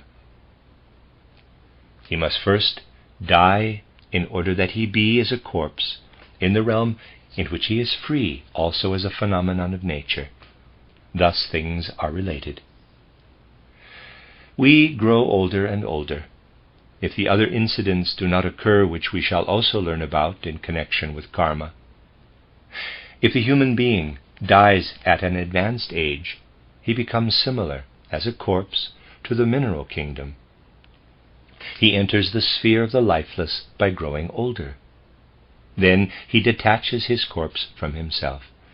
That is no longer human. Naturally, it is no longer human. Let us contemplate the mineral kingdom. That is no longer God. Just as the corpse is no longer human, is the mineral kingdom no longer God. What is it then? The Godhead is in the plant, animal, and human kingdoms. We have found it there in its three hierarchies. The Godhead is in the mineral kingdom just as little as the human corpse is the human being. The mineral kingdom is the divine corpse. To be sure, we shall encounter in due course the peculiar fact upon which today I desire only to touch, that the human being grows older in order to become a corpse, and the gods grow younger in order to become a corpse. That is to say, the gods travel on that other path on which we travel after our death. The mineral kingdom is therefore the youngest kingdom. It is nevertheless the one that the gods detach from themselves. And because it is detached from the gods, the human being can live within it as in the realm of his freedom. Thus are these things interrelated. And the human being learns actually to feel more and more at home in the world by his learning in this way to place his sensations, his thoughts, his feelings, his will impulses in the right relationship to the world. But only thus do we see also how, in accordance with the laws of destiny, we are placed in the world and in relationship to other human beings. The end of Lecture 2. You are listening to RudolfSteinerAudio.com. This is a reading of a set of lectures by Rudolf Steiner on karma. This is Lecture 3, given in Dornach on February 23rd, 1924. Karma is best understood by contrasting it with that other impulse in man, the impulse which we indicate by the word freedom. Let us first, in a very crude way, I should say, place the question of karma before us. What does it signify? In human life, we have to record the fact of successive earth lives. By feeling ourselves within a given earth life, we can look back, in thought at least, to begin with, and see how this present earth life is a repetition of a number of previous earth lives. It was preceded by another, and that in turn by yet another life on earth, and so on, until we get back into the ages where it is impossible to speak of repeated earth lives, as we do in the present epoch of the earth. For in going farther backward, we reach a time when the life between birth and death, and the life between death and a new birth, becomes so similar that the immense difference which exists between them today is no longer present. Today we live in our earthly body, between birth and death, in such a way that in everyday consciousness we feel cut off from the spiritual world. Out of this everyday consciousness, men speak of the spiritual world as a, in quotes, beyond. They even speak of it as though they might doubt its existence, as though they might deny it altogether, and so forth. This is because man's life within earthly existence restricts him to the outer world of the senses and to the intellect. The latter does not look far enough to perceive what really is connected with this earthly existence. Out of this countless arguments arise, all of which actually are rooted in something unknown. No doubt you will have often stood among people and experienced how they argued about monism, dualism, and so forth. It is, of course, quite absurd to argue about these catchwords. When people argue in this way, we are reminded of some primitive man, let us say, who has never heard that there is such a substance as air. It will not occur to anyone who knows that air exists and what its functions are to speak of it as something belonging to the beyond. Nor will he think of declaring, quote, I am a monist. Air, water, and earth are one, and you are a dualist, because you regard air as something that extends beyond the earthly and watery elements, close quote. All these things are pure nonsense, as indeed are mostly all arguments about concepts. There can, therefore, be no question of our entering into such matters, but it can only be a question of drawing attention to them For just as the air is not present for the one who knows nothing about it, but for him is something belonging to the beyond, so for those who do not yet know the spiritual world, which also exists everywhere, just as the air, this spiritual world is something belonging to the beyond. But for those who take the matter into consideration, the spiritual world is something that belongs very much to this side. Thus it is simply a question of our acknowledging the fact that at the present earth period, the human being, between birth and death, lives in his physical body, in his whole organism, in such a way that this organism gives him a consciousness, whereby he is cut off from a certain world of causes, which nonetheless affects this physical earth existence. Then, between death and a new birth, he lives in another world, which we may call a spiritual world, in contrast to our physical world. In this spiritual world he does not have a physical body which can be made visible to human senses, but he lives in a spiritual nature.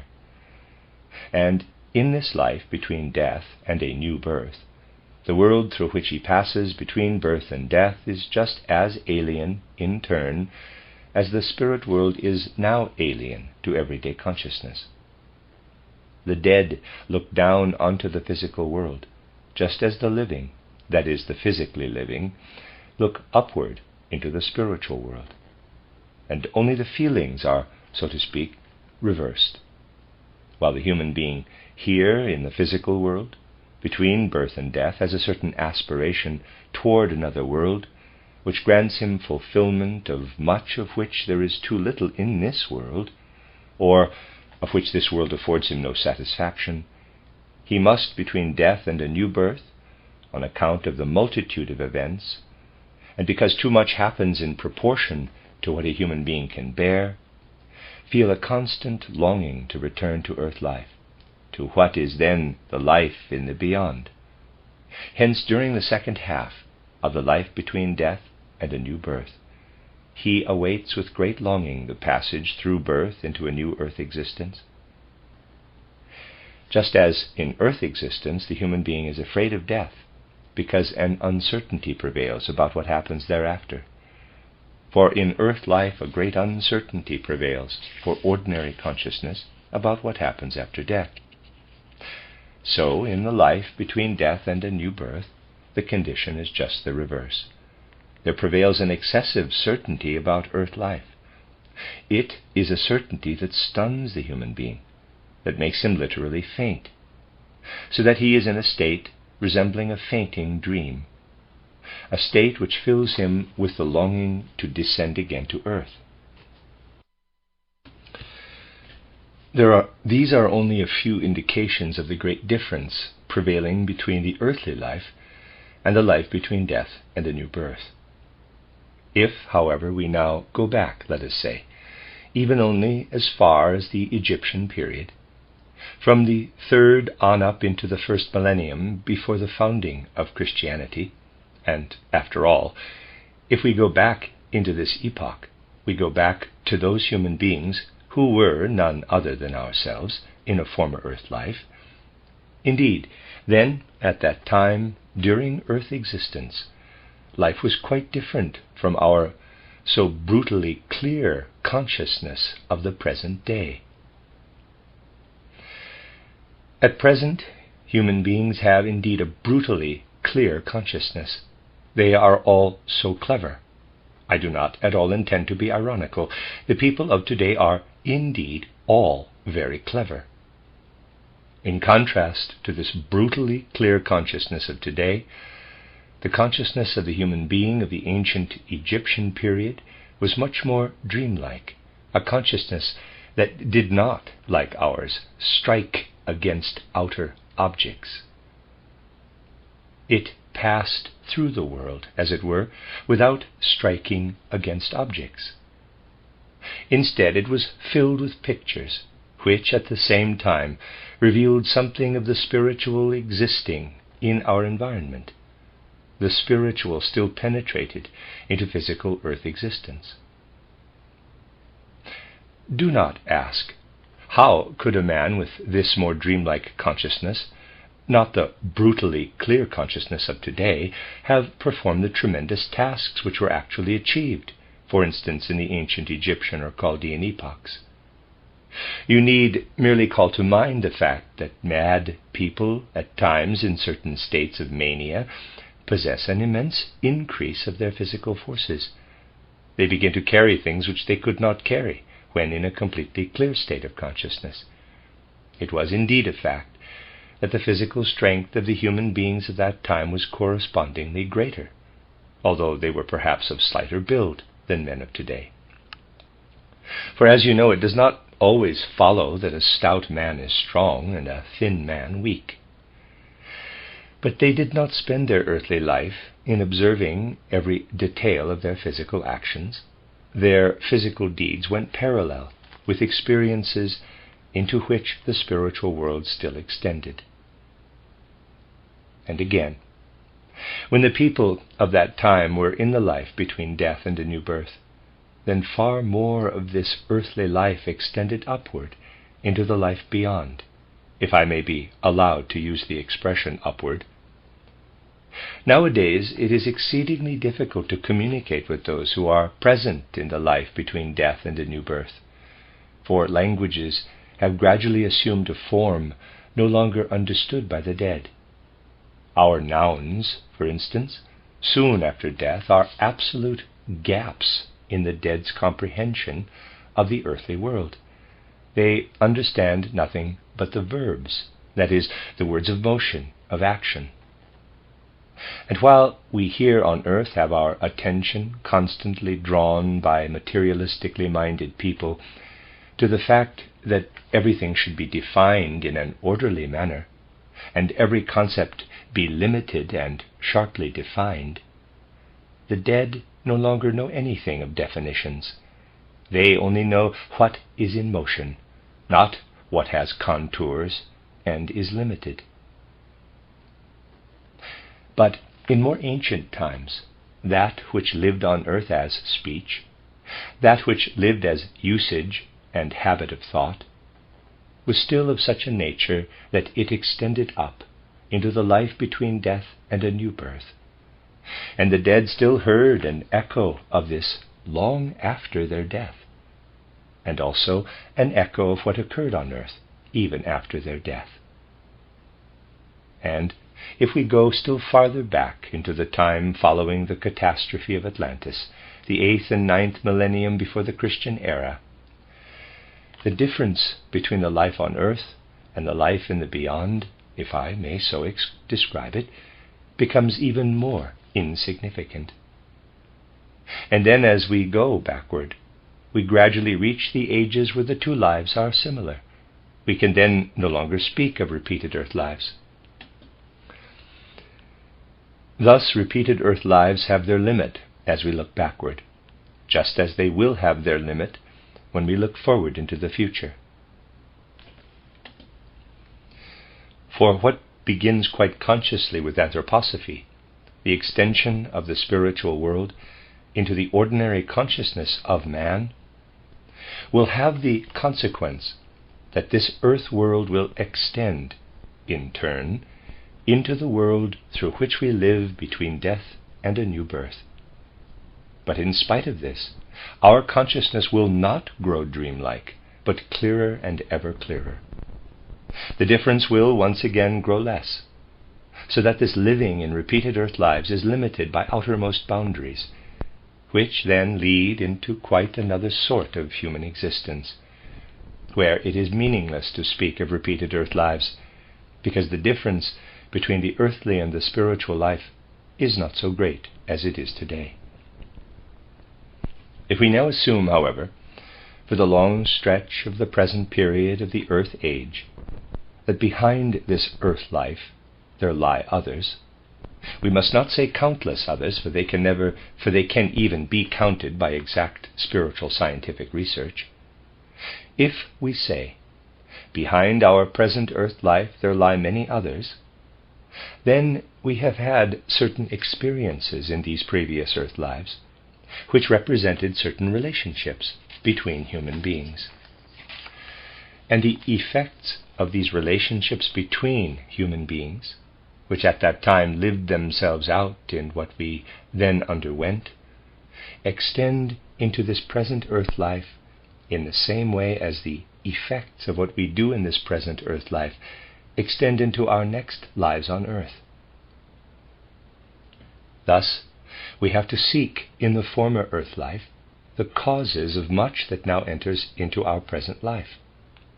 Then it is easy for the human being to say, thus what I experience now is conditioned, caused. How can I then be a free human being? Now this question is indeed a rather significant one, if we consider it in this way. For all spiritual observation shows that in this way the subsequent earth life is conditioned by the earlier ones. On the other hand, the consciousness of freedom absolutely exists. And when you read my title, Philosophy of Spiritual Activity, you will see that we cannot understand the human being at all if we are not clear about the fact that his whole soul life tends, is directed, is oriented toward freedom, but a freedom which we have to understand correctly. Now, it is precisely in my Philosophy of Spiritual Activity that you will find an idea of freedom which it is very important to grasp correctly. The point is that we have developed freedom, to begin with, in thought. The fountainhead of freedom is in thought. Man has an immediate consciousness of the fact that he is a free being in his thought. You may rejoice, quote, but there are many people today who doubt the fact of freedom, close quote. Yes, but this only proves that the theoretical fanaticism of people today is often stronger than their direct experience in reality. Because he is so crammed full of theoretical concepts, the human being no longer believes in his own experiences.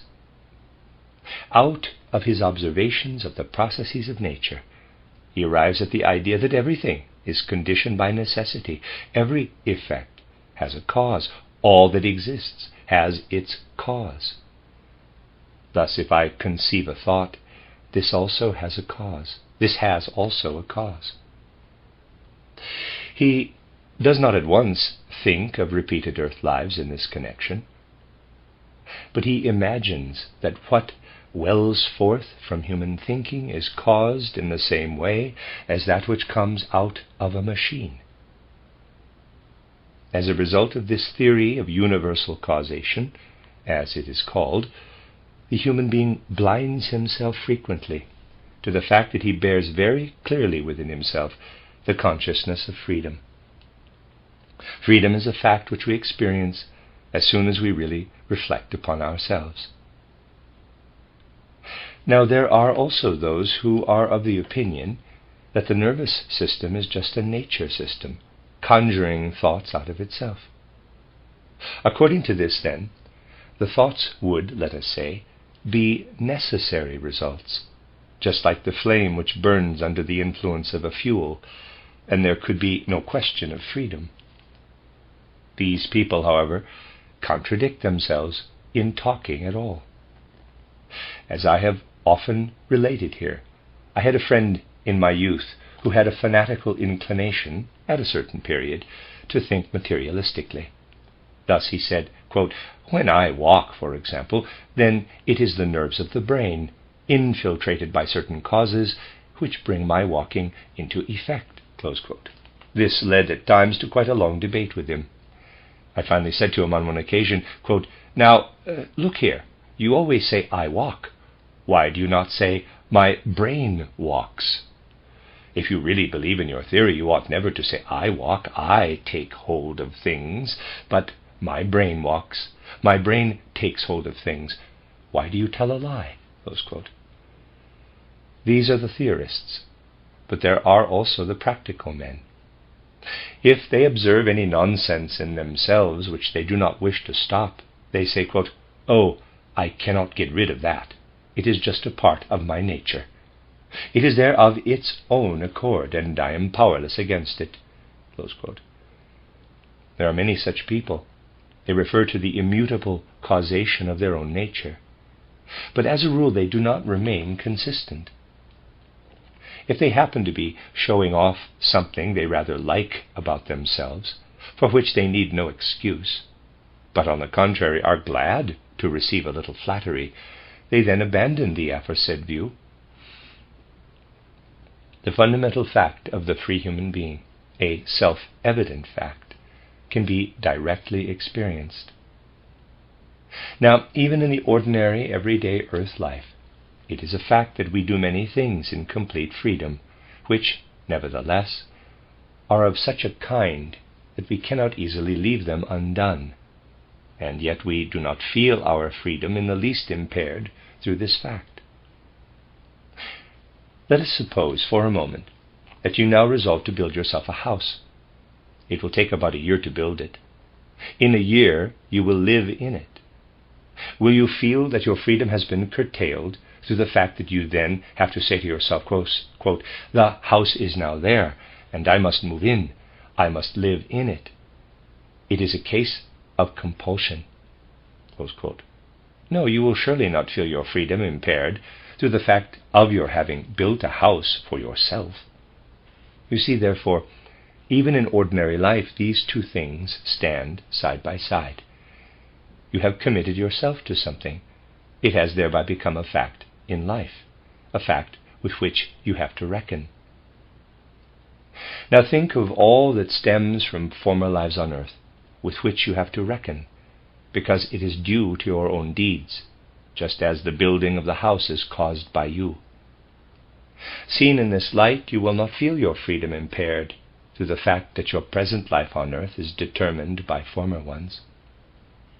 Perhaps you will say, quote, very well, I will build me a house, but I still wish to remain a free man. I will not let myself be compelled.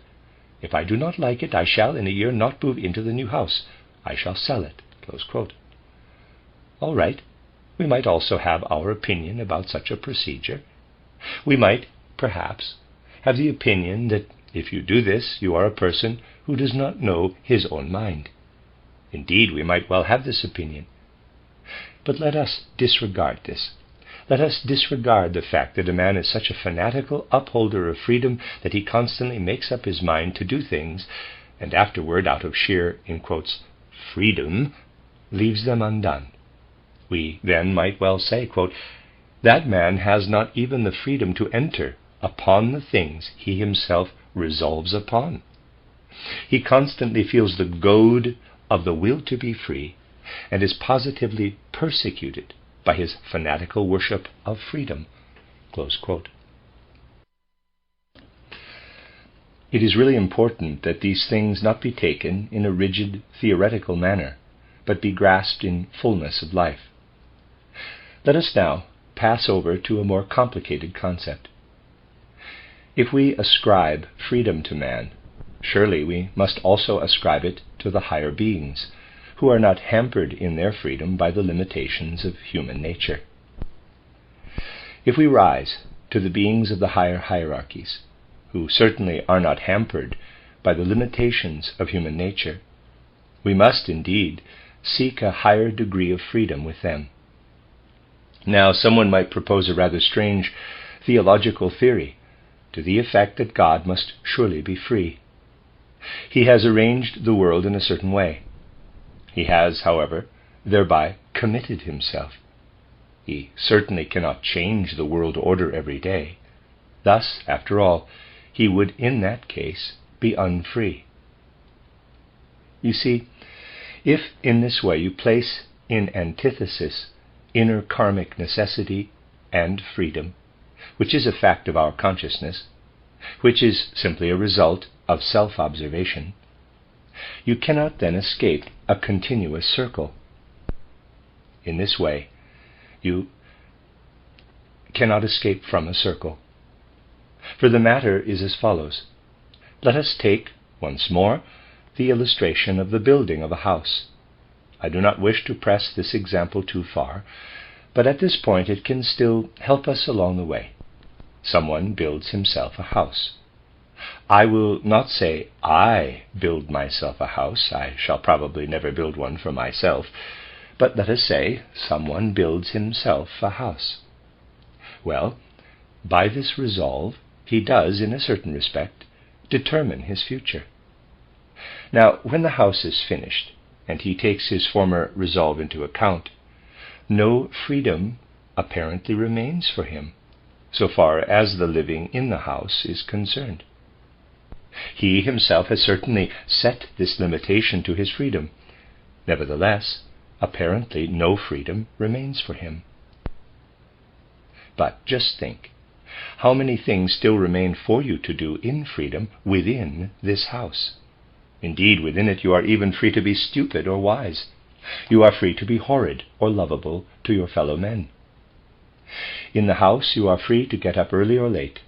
Perhaps you may be under other obligations in this respect. But so far as the house is concerned, you are free to get up early or late. You are free to be an anthroposophist or a materialist within this house. In short, there are innumerable things still at your free disposal. Likewise, in an individual human life, in spite of the presence of karmic necessity, there are countless things at your free disposal, far more than in a house, countless things, fully and really in the domain of freedom. Here you may perhaps be able to rejoin, quote, very well, we do then have a certain domain of freedom in our life, close quote. Indeed, that is so, a certain enclosed domain of freedom surrounded by the karmic necessity. Now, looking at this, you may assert the following. You may say, quote, well, I am free in a certain domain, but I now reach the limits of my freedom. I then feel the karmic necessity everywhere. I walk around in my room of freedom, but everywhere at the boundaries I come up against my karmic necessity and sense this necessity, close quote. Indeed, my dear friends, if a fish thought likewise, it would be extremely unhappy in the water, for as it swims in the water, it reaches the water's boundary. Outside of the water it can no longer live. Hence it refrains from going outside of the water. It does not go at all outside of the water. It remains in the water. It swims around in the water. And it just lets alone the other element which lies beyond, be it air or something else. And because the fish does this, I can assure you that it is not at all unhappy over the fact that it cannot breathe with lungs. It does not occur to it to be unhappy. But if ever it did occur to the fish to be unhappy, because it breathes only with gills and not with lungs, then it would have to have lungs in reserve. Then it would have to compare the difference between living down below in the water and up in the air. Then the fish's whole way of feeling itself inwardly would be different. It would be quite different. If we apply this comparison to human life with respect to freedom and karmic necessity, then it is a fact, in the first place, that the human being in the present earth period has the ordinary consciousness. With this ordinary consciousness he lives in the sphere of freedom, just as the fish lives in the water, and with this consciousness he does not enter at all the realm of karmic necessity. Only when he begins really to perceive the spiritual world, this would be similar to the fish having lungs in reserve. Only when he really finds his way into the spiritual world does he acquire perception of the impulses living in him as karmic necessity. He then looks back into his former lives on earth and does not say on finding the causes of his present experiences in a previous earth life, quote, I am now under the compulsion of an iron necessity, and my freedom is impaired, close quote. But he looks back and sees how he himself has fashioned what now confronts him, just as someone who has built himself a house looks back on the resolve which led him to build it. And we generally find it more reasonable to ask, quote, was it at that time a sensible or foolish resolve to build this house? Close quote. Well, naturally, we can come later on to all sorts of opinions on the matter, if the things turn out in a certain way. But if we find that it was an enormous stupidity to build the house, we can at best say that we were foolish. Now, in earth life, it is an awkward matter in regard to anything which one has inaugurated to have to say that it was stupid. We do not like this. We do not like to suffer from our own follies. We wish we had not made the foolish decision. But this really applies only to the one earth life, because between the foolishness of the resolve and the punishment we suffer in having to experience its consequences, there lies the same earth life. It always remains thus. But this is not so between the individual earth lives, for between them always lie the lives between death and a new birth. And these lives between death and a new birth change many things which would not change if earth life were to continue uniformly.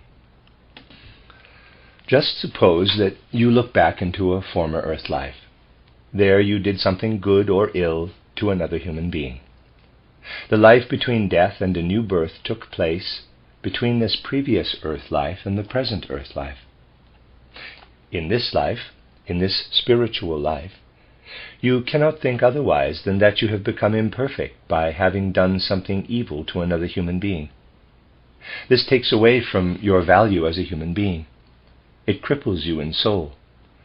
You must repair the crippling, and you resolve to achieve in a new earth life what will make good the fault. Thus, between death and a new birth, you absorb by your own will that which will compensate for the fault. If you have done good to another human being, you then know that the whole of human life is there for the whole of mankind. You see this most clearly in the life between death and a new birth. You then realize that when you have helped another human being, he has thereby achieved certain things, which, without you, he would not have achieved in a former earth life. But, as a result, you feel again united with him in the life between death and a new birth, in order now to live and to develop further what you have achieved together with him in regard to human perfection.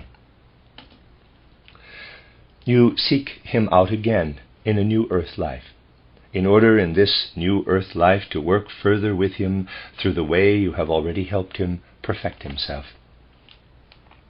The fact is not at all that you might abhor such necessity, when we, through a real insight into the spirit world, now perceive the scope of this karmic necessity all around us.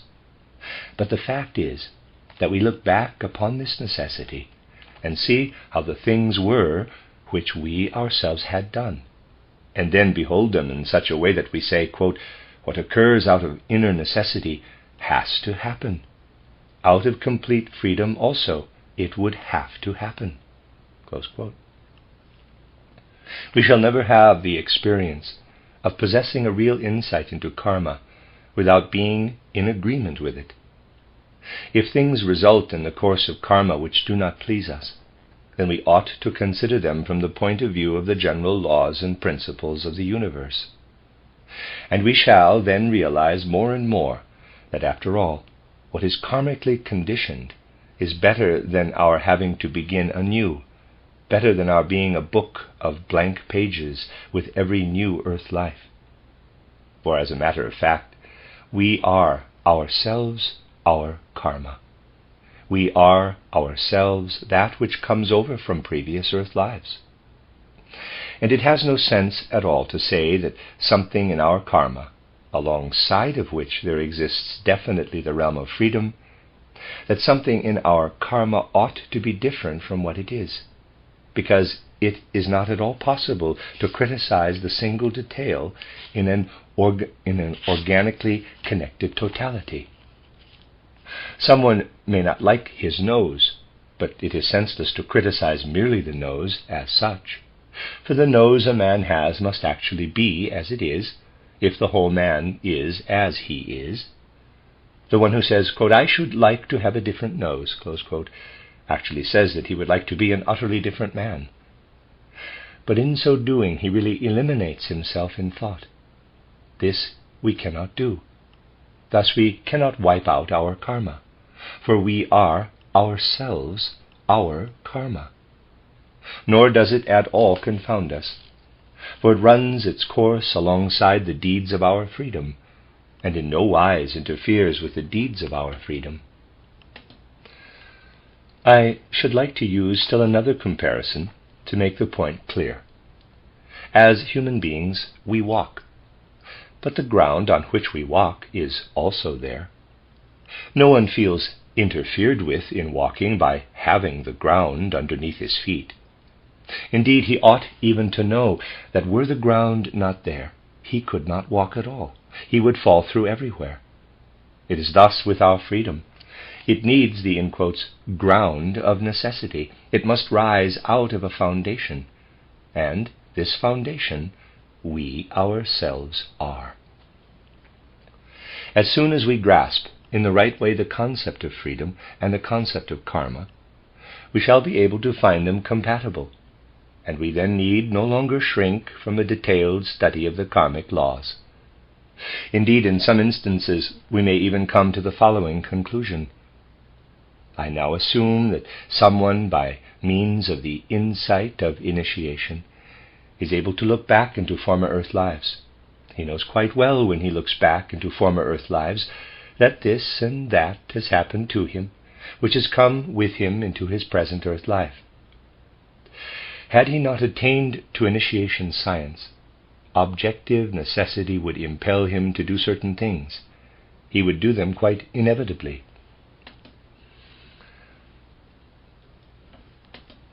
He would not feel his freedom hampered by it, for his freedom lies in his ordinary consciousness, with which he never penetrates into the realm where this necessity acts, just as the fish never penetrates into the outer air.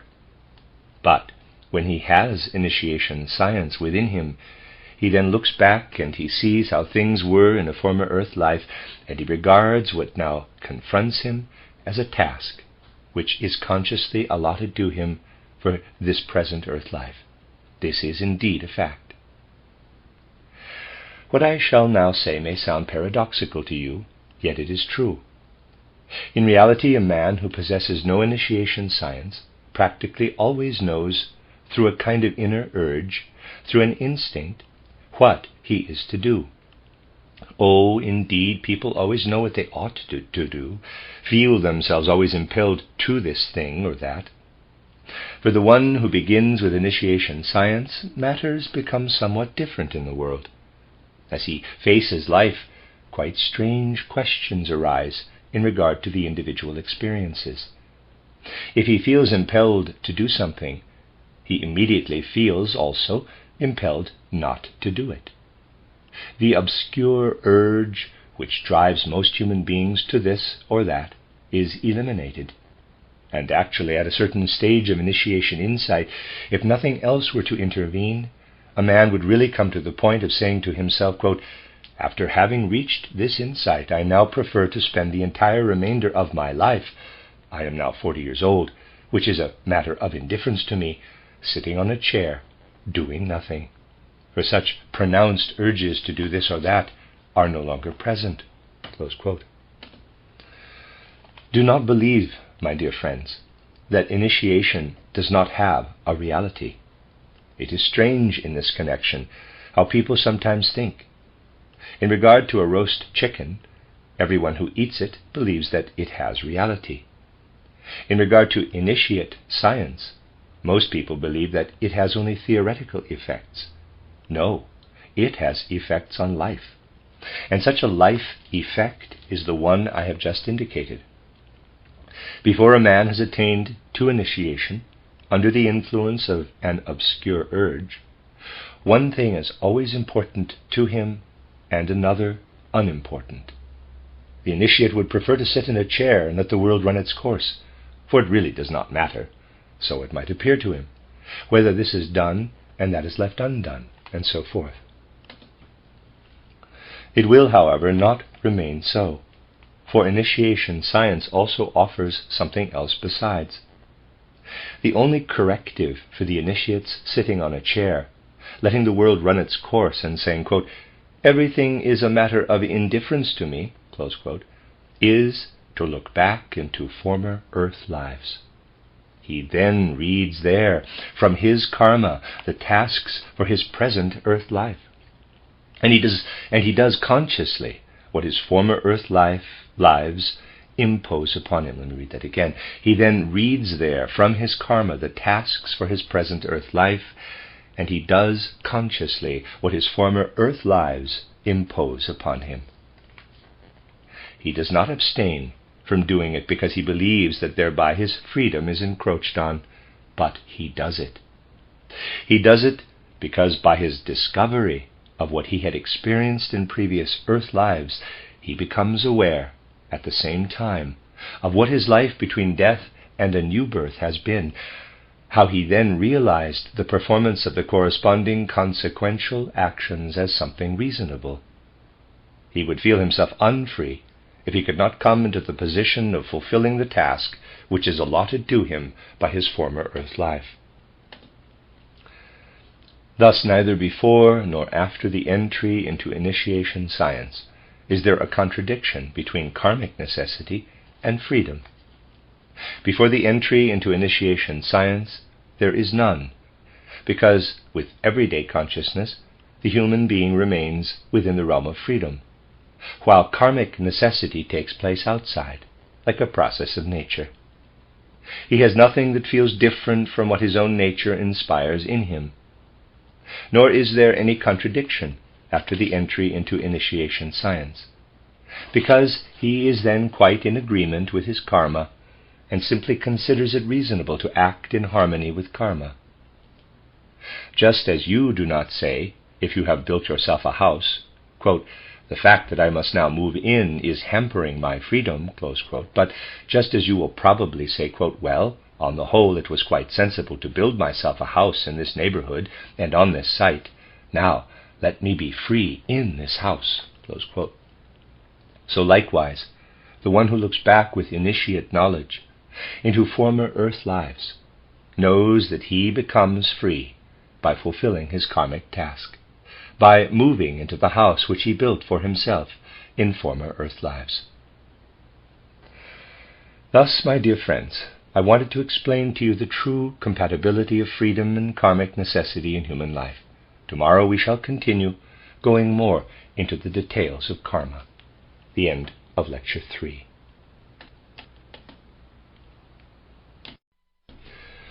You are listening to RudolfSteinerAudio.com. This is a reading of a collection of lectures by Rudolf Steiner entitled Karma. This is Lecture 4, given in Dornach on February 24th, 1924. Today I wish primarily to bring before you some of the more comprehensive aspects in the development of karma, in order to be able gradually to go more and more into matters of detail. If we wish to gain insight into the course of karma, we must be able to imagine how the human being gathers his whole organization together as he descends out of the spiritual world into the physical. You will understand, my dear friends, that in the language of today there are no suitable expressions for certain processes which are practically unknown to modern civilization, and that, therefore, the expressions employed here for what takes place under certain conditions can only be approximate. When we descend out of the spiritual into the physical world for an earth life, we have, to begin with, prepared our physical body by means of the stream of heredity. We shall see how this physical body is nevertheless connected in a certain sense with what the human being experiences between death and a new birth. Today, however, it will suffice if we are clear about the fact that the physical body is given to us from the earth. On the other hand, those members which we may describe as the higher members of the human being, the ether body, astral body, and ego, come down from the spiritual world. The human being attracts, so to speak, the ether body out of the whole universal ether before he unites himself with the physical body, which is given to him by heredity.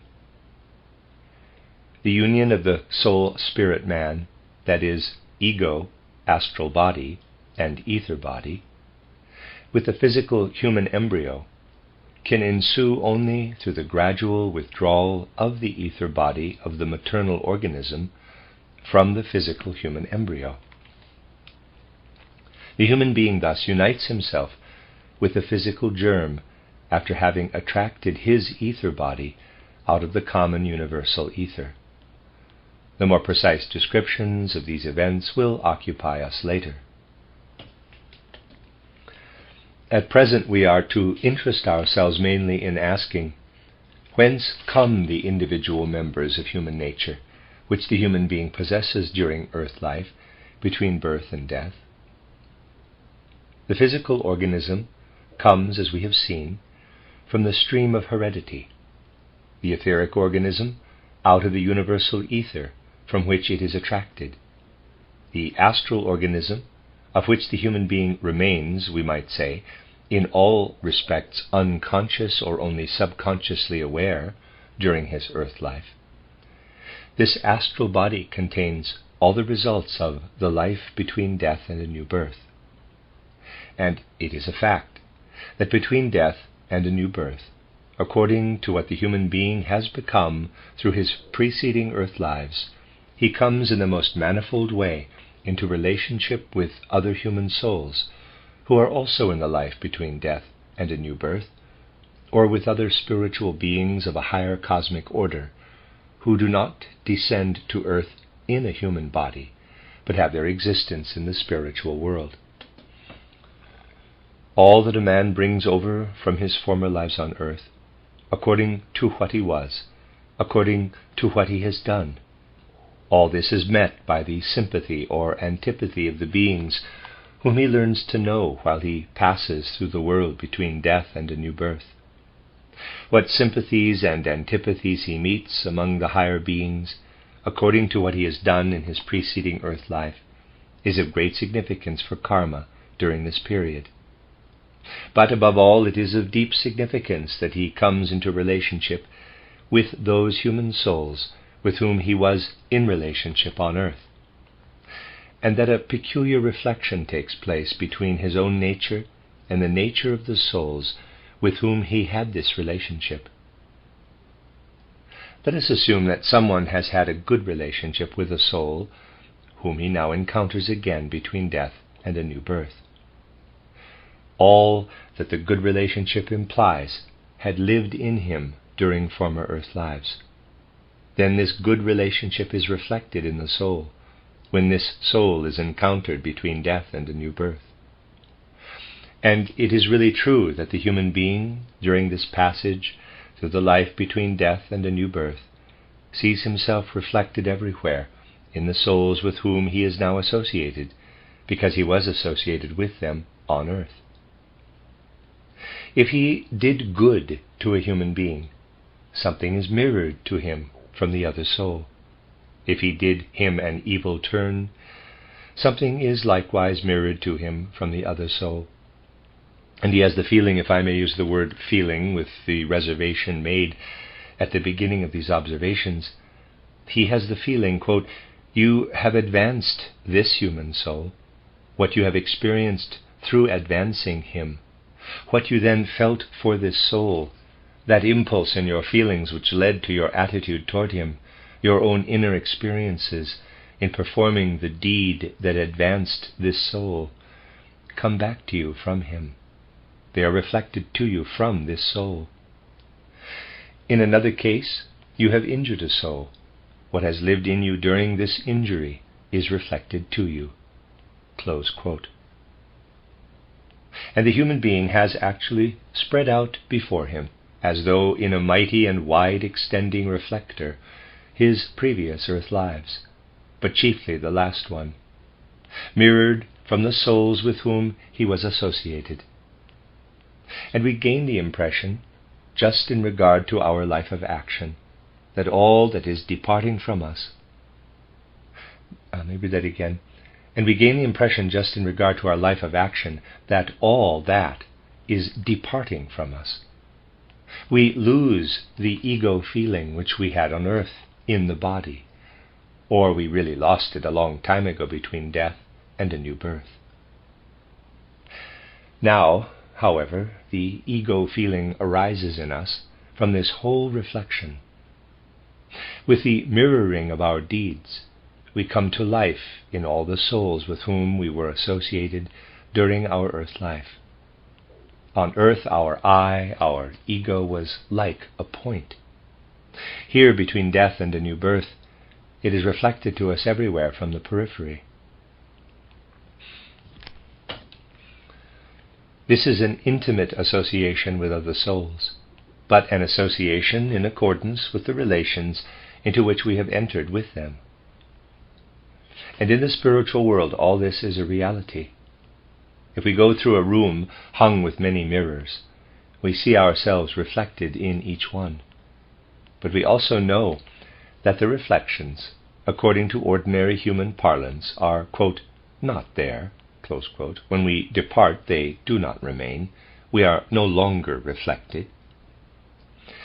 But that which is reflected there in human souls remains as something present.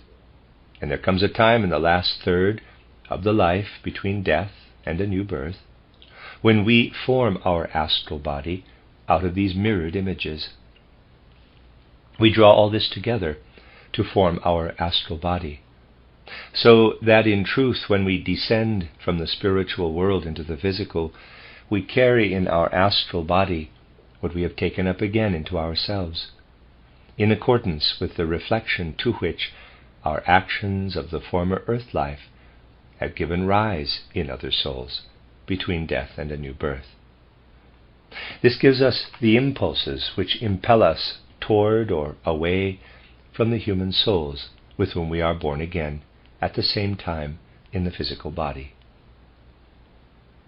In this way, between death and a new birth, the impulse for the karma of the new earth life is fashioned. I shall very soon have to describe the process more in detail by taking the ego into consideration also. And now we can trace how an impulse from one life works on into other lives. Let us take, for example, the impulse of love. We can perform our deeds in relation to other human beings out of that impulse which we call love. There is a difference whether we perform our acts out of a mere sense of duty, of convention, of decency, or the like, or whether we perform them out of a greater or lesser degree of love. Let us assume that during an earth life, a human being is able to perform actions warmed through and through by love. This indeed remains as a real force in his soul. What he now takes with him as a result of his deed, what is mirrored there in the other souls, comes back to him as a reflection. And from this he forms his astral body, with which he descends to the earth. There, the love of the former earth life, the love which has streamed out of him, and which now returns to him from other human beings, transforms itself into joy.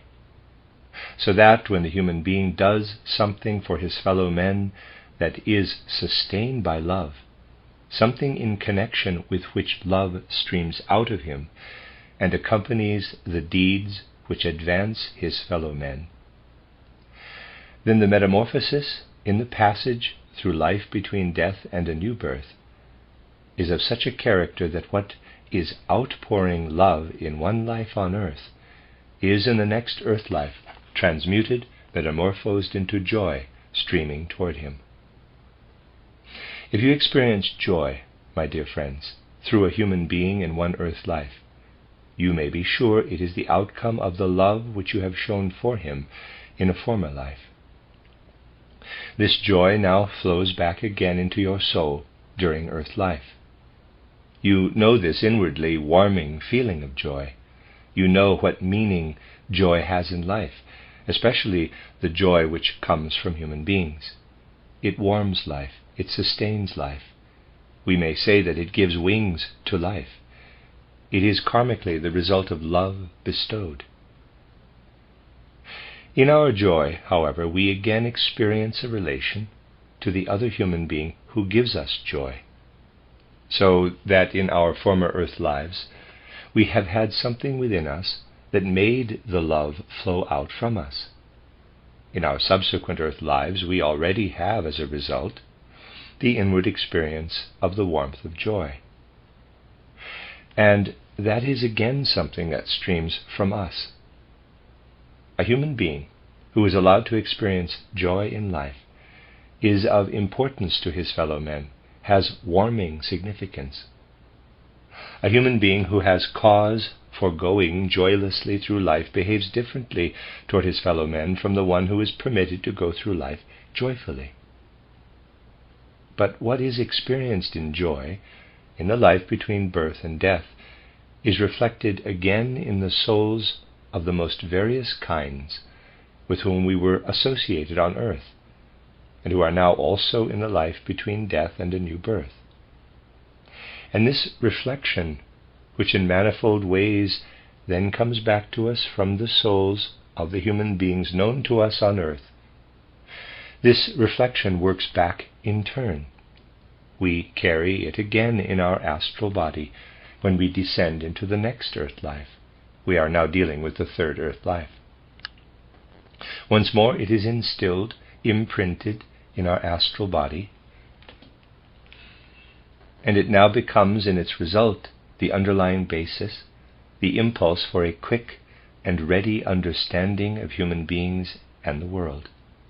It becomes the basis for that soul condition which sustains us by virtue of our having the ability to understand the world.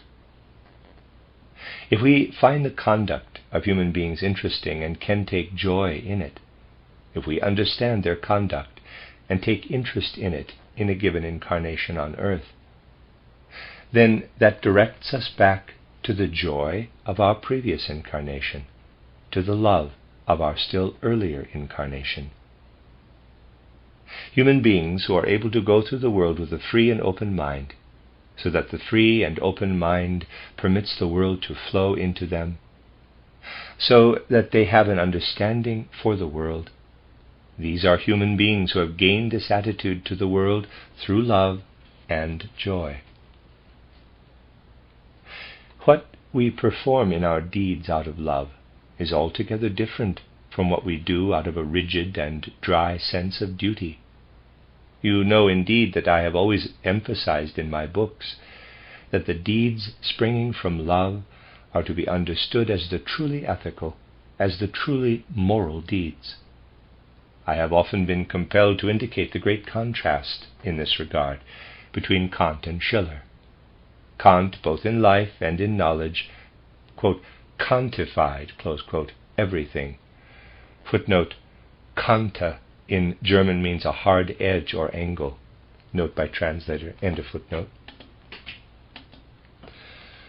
Through Kant, everything in knowledge became sharp and angular, and thus also human conduct. Quote, duty, thou great and exalted name, thou who containest nothing of pleasure, nothing that curries favour.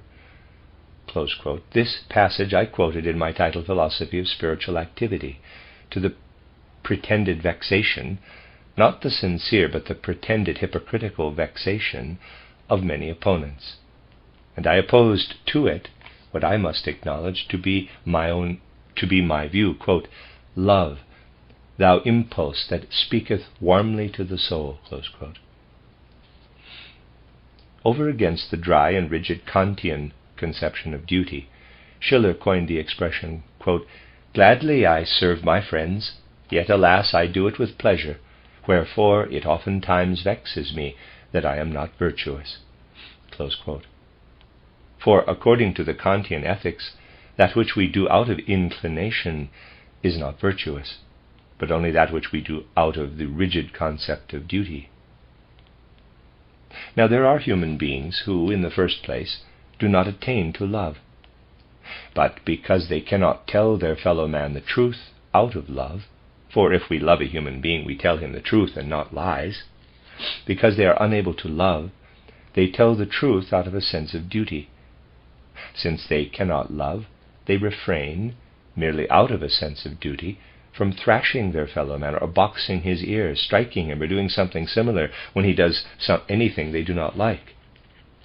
There is indeed a difference between the deeds of love and acting out of a rigid sense of duty, which, to be sure, is absolutely necessary in social life, necessary for many things.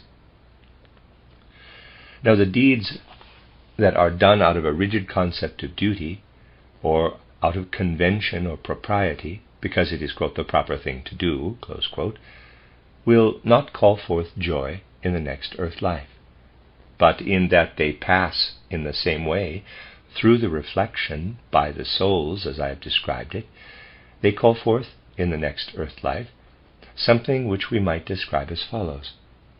We sense that we are an object of indifference to other human beings. Many a person carries through life the sense that he is an object of indifference to other human beings, and suffers from it. And rightly he suffers from it, if he is of no concern to other human beings, for human beings are there for one another, and the human being is dependent upon not being a matter of indifference to his fellow men.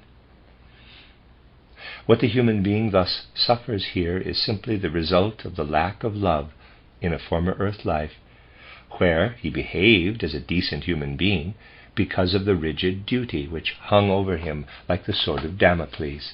I will not say a sword of steel, for that would be disquieting for most dutiful people, but just like a wooden sword of Damocles.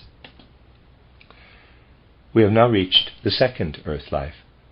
That which comes as joy from love becomes in the third life, as we have seen, a free and open heart, bringing the world near to us, giving us open-minded insight into all things beautiful and true and good. That which streams to us as indifference from other human beings, and what we experience thereby in one earth life, fashions us for the third, that is to say, for the next earth life, into a human being who does not know what to do with himself. When such a person enters school, he is at a loss what to do with that which the teachers impart to him. When he grows a little older, he does not know whether to become a locksmith or privy councillor. He does not know what to do with himself in life. He actually drifts aimlessly through life without direction. In regard to his observation of the outer world, he is not exactly dull. Music, for instance, he understands well enough, but it gives him no pleasure. It is, after all, a matter of indifference to him whether the music is more or less good or more or less bad.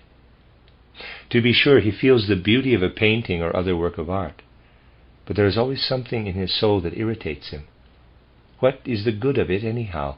To what purpose is all this? These, in turn, are the things that make their appearance in karmic connection in the third earth life.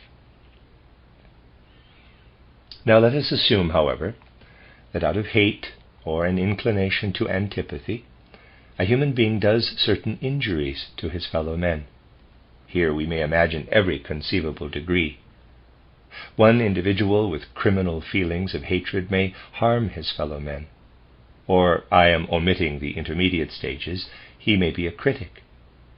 To be a critic, one must always hate a little, unless one is a praising critic, and such critics are few nowadays. For it is not interesting to show recognition of other people's work. It becomes interesting only when one can make fun of things. Now, there are all manner of intermediate stages. But we have here to think of human deeds which proceed from a cold antipathy about which we are often not at all clear, or, at the other extreme, from hatred. All that is brought about in this way by human beings against their fellow men, or even against subhuman creatures, all this vents itself in soul conditions, which, in turn, also mirror themselves in the life between death and a new birth. And then in the next earth life, out of the hatred, is born that which streams to us from the world as sorrow, as unhappiness caused from without, as the opposite of joy. You will reply, quote, "But really, we experience so much sorrow. Is that all due to hatred, greater or lesser hatred in our preceding life? I cannot possibly imagine," close quote. A man will be apt to say, quote, "that I have been such a bad lot, so that I must experience so much sorrow, because I have hated so much," close quote. Well, if we wish to think without prejudice on these things, we must become aware of how great is the illusion which gives us satisfaction, and to which, therefore, we easily surrender if it is a question of our suggesting away from our conscious mind any feeling of antipathy against other human beings. People really go through the world with far more hatred than they think, at least with far more antipathy.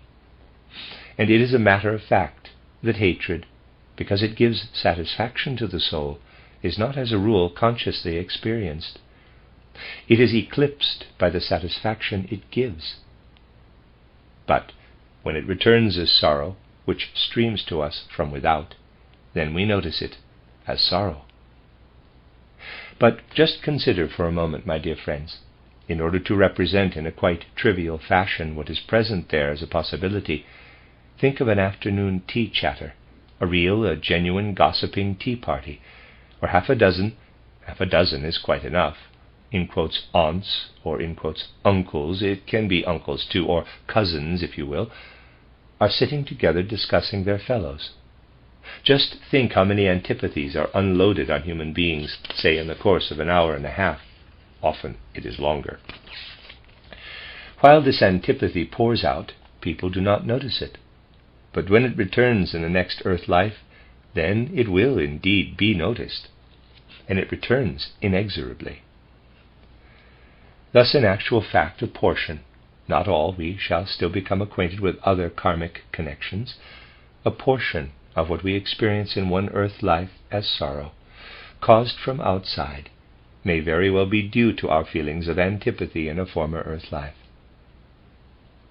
In connection with all this, we must naturally always realize that karma, that some sort of karmic stream, must begin at some time, somewhere. So that if you have here, for example, a succession of earth lives, A, B, C, and then D in parenthesis, and this D is the present life, not all pain, naturally, that falls to our lot from without, need be due to our former earth lives. It may also be an original sorrow, which will work itself out karmically only in the next earth life. I say, therefore, that a large part of that sorrow which streams to us from outside is a result of hate, which was brought into being in former earth lives. If we now proceed again to the third earth life, the result of what streams to us there as sorrow, but only the result of that sorrow which comes to us, so to speak, out of stored up hate, the result of this sorrow, which then unloads in our soul, is in the first place a kind of mental dullness, a sort of dullness in the capacity of insight into the world. If you have a human being who confronts the world phlegmatically and with indifference, who does not confront the things of the world or other human beings with an open heart, the fact is very often that he has acquired this obtuseness of mind through the sorrow of a previous earth life, caused in his own karma. This sorrow, however, when it expresses itself in this way in obtuseness of soul, must be retraced to the feelings of hatred which occurred at least in the second earth life prior to this one.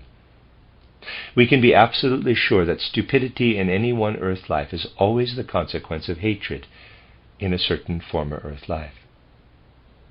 Yet, my dear friends, the understanding of karma shall not rest only on the fact that we comprehend karma for the purpose of understanding life, but that we are also able to comprehend it as an impulse of life, that we are conscious that with life there is not merely an A, B, C, D, but also an E, F, G, H, that there are also earth lives still to come, and that what we develop as the content of our soul in a present earth life will have its effects, its results, in the next earth life.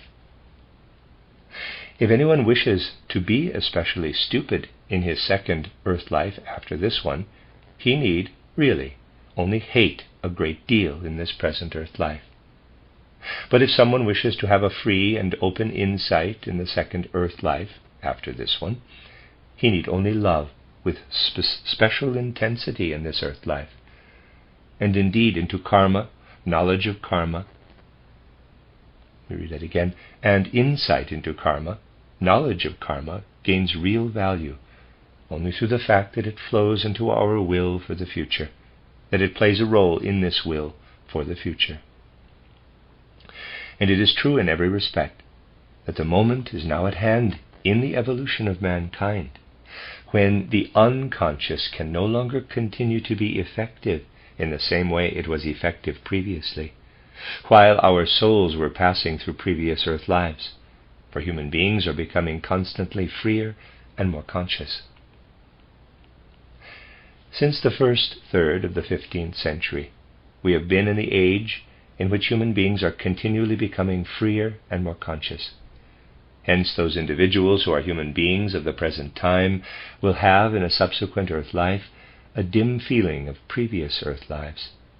And just as the modern man, if he notices that he is not very bright, does not ascribe this to himself but to his natural lack of ability, the cause of which he usually seeks in his physical nature, in accordance with the theories of modern materialism, so will the human beings who will be the reincarnated human beings of the present time have at least an obscure feeling which will worry them. If they are not very bright, they will feel that something must have taken place which was connected with feelings of hate and antipathy. And if we speak today of a Waldorf school pedagogy, we must naturally take into account the present earth civilization. We cannot yet educate in complete frankness in such a way that we consciously employ repeated earth lives in education. For modern human beings have not yet even a dim feeling for repeated earth lives. The beginnings, however, that have been made just in the Waldorf school pedagogy, if they are taken up, will continue to develop in the coming centuries, with the result that the following will be included in ethical, moral education. If a child has little talent, it is due to former earth lives in which it has hated intensely. And we shall then, with the help of spiritual science, seek out whom it might have hated. For the human beings who were hated, and against whom deeds were committed out of hate, must be rediscovered somewhere in the child's environment. Gradually, in coming centuries, the education of a child will have to be related far more definitely to human life. We shall have to see, in regard to this dull child, whence that is reflected or has been reflected in the life between death and a new birth, which goes through a metamorphosis resulting in unintelligence in this earth life. We shall then be able to do something to the end that in childhood a special love is developed for those human beings for whom the child felt specific hatred in former earth lives. And we shall see that through such a specifically aroused and directed love, the child's intellect, nay, the child's whole soul state will brighten. It is not in general theories about karma that we shall find what can aid education, but in looking concretely into life in order to see what the karmic connections are. We shall soon notice that the fact that children are brought together in a school class by fate is indeed not something to be regarded with complete indifference. And when we shall have risen beyond the hideous carelessness that prevails in these things nowadays, when the human material, for so it is often called, which is thrown together in a school class, is actually conceived as though it were thrown together by mere chance, not as though destiny had brought these human beings together. If we shall have risen beyond this appalling indifference, we shall then gain a new outlook as educators. We shall then be able to perceive what strange karmic threads are spun from one child to the other as a result of former lives. and we shall then bring into the children's development that which can effect equalization. In a certain respect, karma is under the domination of an inexorable necessity. Out of an inexorable necessity, we are able definitely to establish the sequence: love to joy to open heart, or antipathy or hatred to sorrow to stupidity. These are unconditional connections. Although it is true that we are confronted by an absolute necessity when a river follows its course, yet we have frequently regulated rivers, have given them a different course. So in like manner is it also possible to regulate, if I may say so, the karmic stream, to affect its course. Indeed, this is possible. Thus, if you notice that in childhood there is a tendency to idiocy, and if you then realize the necessity of guiding the child, especially of developing love in his heart, if you discover, and this should be possible even today for people with a fine observation of life, if you discover to which other children the child is karmically related, and if you are able to bring the child to the point of loving just these children, to perform deeds of love for them, you will then see that you are able, with love, to give a counterweight to antipathy, and that you are able by means of it to correct this idiocy in the next incarnation, in the next earth life. There are educators, trained, as it were, by their own instinct, who often do some such thing out of their instinct, who bring dull-witted children to the point where they are able to love, and thus educate them by degrees to become more intelligent human beings. It is such things that make our insight into karmic connections of service to life. Again, love to joy to open heart, or antipathy to sorrow to stupidity. Before we go further in considering the details of karma, yet another question will have to confront our souls. Just ask yourself, what is a human being really, with whom in general at least, we may know ourselves to be karmically related? I must use an expression which is often used today rather ironically. Such a man is a, quote, contemporary, close quote. He is on the earth at the same time that we are. If you bear this in mind, you will say to yourself that if you are associated with certain human beings in one earth life, you were associated with them in a previous earth life also. Generally speaking, at least. Matters may, of course, be somewhat shifted. And you were likewise associated with them in a still earlier life. And there's a picture. Now, those individuals who live 50 years later than you were associated in turn with human beings in former earth lives. Generally speaking, the human beings of, let us say, and there's a picture up there, the B series, do not, in accordance with the thought we have developed here, come in contact with the human beings of the A series.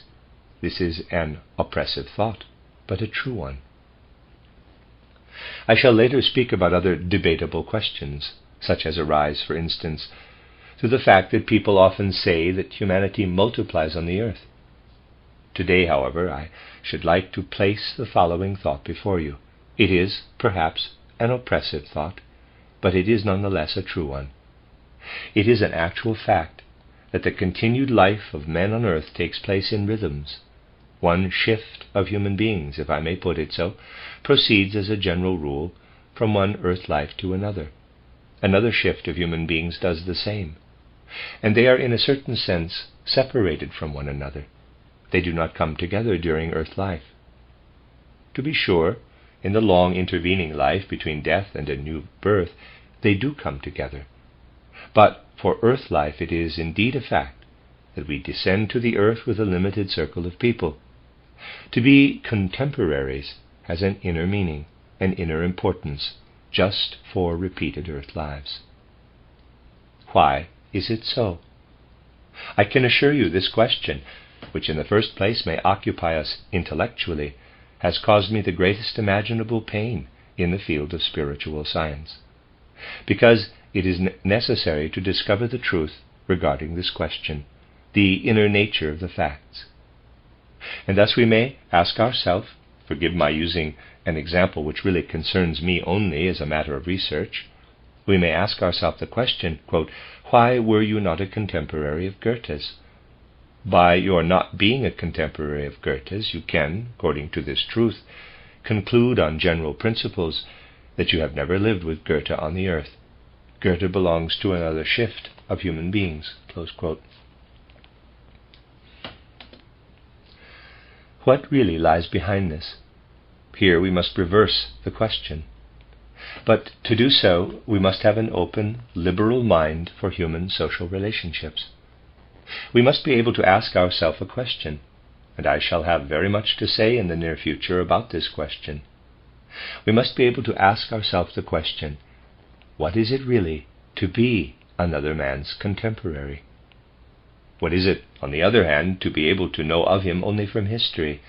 So far as the earth life is concerned, what does this mean?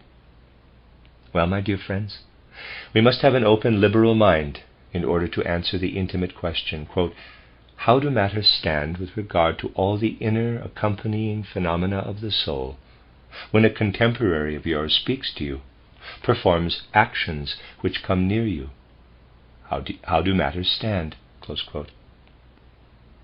And after having acquired the necessary knowledge, you must then be able to compare this with what the situation would be were you to come into contact with a personality who is not your contemporary, perhaps has never been such in any life on earth, and whom you may, nevertheless, revere to the highest degree, much more perhaps than any of your contemporaries. What would be the situation were you to encounter this personality as a contemporary? In a word, pardon the personal note, what would the situation be had I been a contemporary of Goethe? If you are not an indifferent kind of person, naturally if you are an indifferent person and have no comprehension of what a contemporary can be, you cannot very well answer such a question, then you can ask the question, quote, how would it be if I, walking down the Schillergasse in Weimar toward the Frauenplan, had been the fat privy councillor approaching me, say in the year 1826, 1827, close quote. Now, we know quite well we could not have stood it. Our contemporary we can stand. If the one with whom we cannot be contemporary were, nevertheless, our contemporary, we should not be able to endure him. He would, in a certain sense, act like a poison on our soul life. We endure him as a historical character, because he is not our contemporary, but our successor or predecessor. Of course, if we have no feeling for such things, they remain in the unconscious. We can well imagine that a certain man has a fine feeling for the spiritual and knows that had he walked down the Schillergasse in Weimar toward the Frauenplan, and had he, as a contemporary, encountered the fat privy councillor, Goethe, with the double chin, he would then have felt himself in an inwardly impossible state. The one, however, who has no feeling for such things, well, he would perhaps have taken off his hat. These things, my dear friends, do not derive from the earth life, because the reasons why we cannot be the contemporary of some particular man are not to be found within earth life, because here we must penetrate with our perception into the spiritual relationships. This is why for earth life such things appear at times paradoxical. Nevertheless, they are facts, most certainly facts. I can assure you that I wrote with genuine love an introduction to Jean-Paul's works published in the Gothische Bibliothek der Weltliteratur. Yet if I had ever had to sit side by side with Jean-Paul at Bayreuth, without doubt I should have had a stomach ache. That does not hinder us from having the highest reverence, but such an experience comes to every human being only. With most people it remains in the subconscious, in the astral or in the ether body.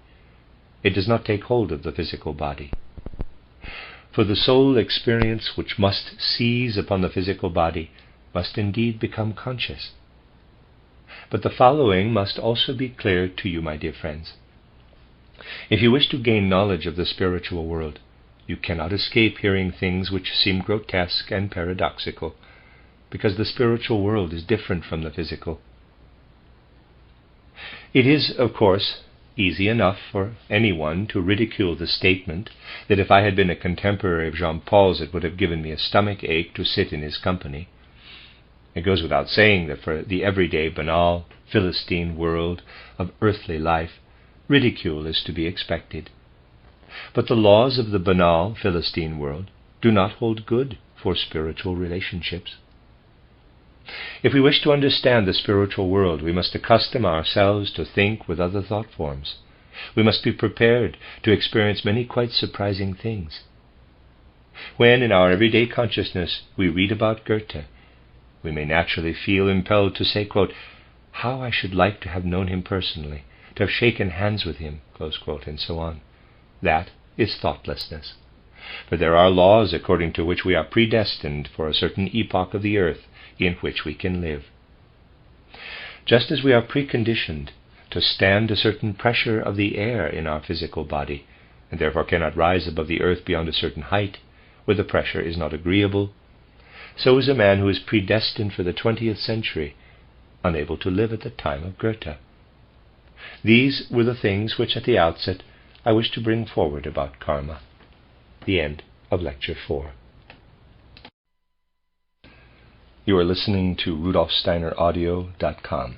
This is a reading of a collection of lectures entitled Karma by Rudolf Steiner. This is Lecture 5, given in Dornach on March 1st, 1924. If we speak in detail about karma, we naturally must distinguish in the first place between those karmic events of life which come to a human being from outside and those which arise, as it were, within his inner being. A human being's destiny is composed of many and diverse factors. His destiny is dependent on his physical and etheric constitution. It is dependent on what the human being, according to his astral and ego constitution, can bring of sympathy and antipathy toward the outer world. What others, again, according to his constitution, can bring to him as sympathy and antipathy. Moreover, the destiny of the human being depends on the most manifold complications and entanglements in which he finds himself involved on the path of life. All of this determines the human being's karmic situation for any given moment of time, or as a totality for his whole life. I shall now try to put together the total destiny of man out of these various factors. For that purpose we intend today to take our point of departure from certain inner factors in the human being. We intend to look at that factor which, in many respects, is really of cardinal and decisive importance. That is to say, his inherent tendency toward health and illness, and that which then becomes effective as the basis for this tendency in his strength of body and soul, with which he is able to fulfill his tasks. If we wish, however, to judge these factors correctly, we must be able to see beyond many a prejudice that is contained in modern civilization. We must be able to enter more into the original nature of the human being. We must gain real insight into what it signifies that the human being, as far as his deeper nature is concerned, descends from spiritual worlds into physical earth existence. Now, you know that what is summed up in the concept of heredity has today found its way, for example, even into the realm of art, of poetry. If anyone appears in the world with certain qualities, people inquire first about heredity. Or if, for example, someone appears with a predisposition to illness, they ask, quote, "What about the hereditary relationships?" Close quote. This question is indeed at the outset quite justifiable, but in their whole attitude toward these things, people today ignore the real human being. They completely ignore him. They do not observe what his true being is, how his true being unfolds.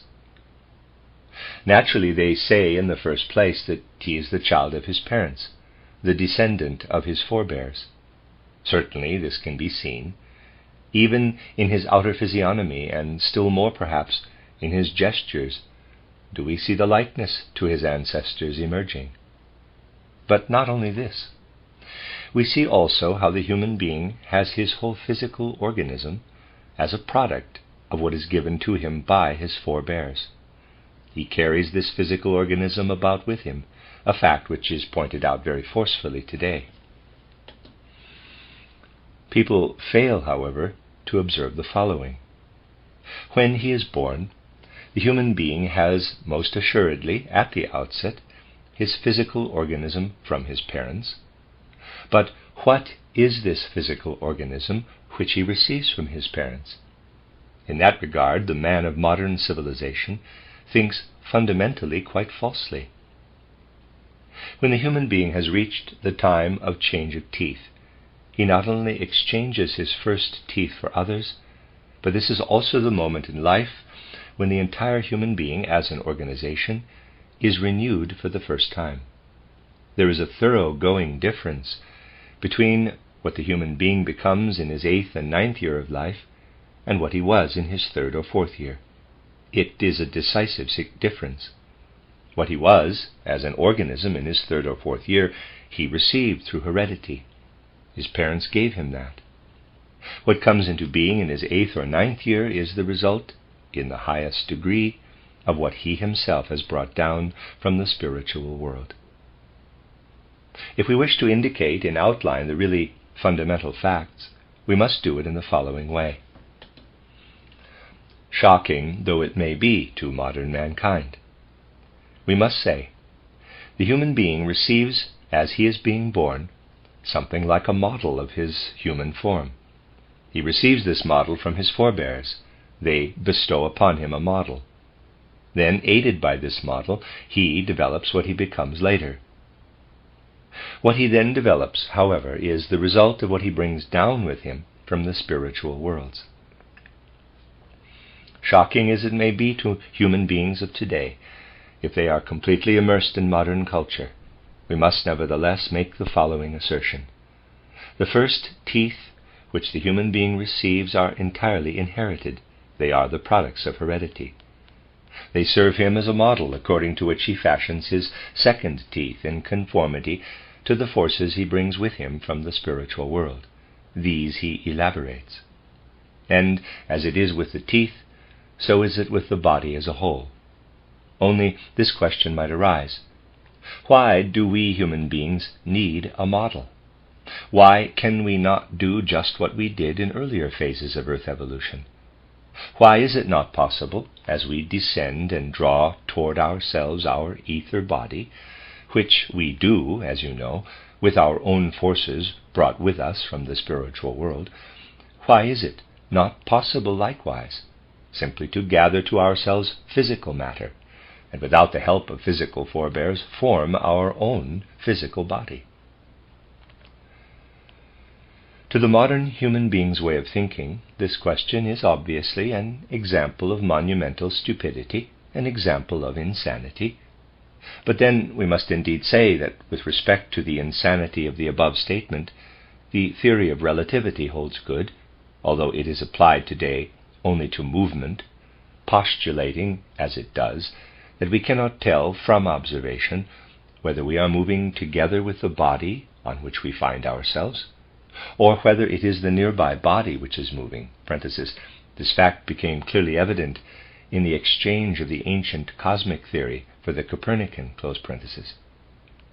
But, although at present the theory of relativity is applied only to movement, it holds good, for it has a certain sphere of validity. It holds good also in regard to the aforesaid insanity.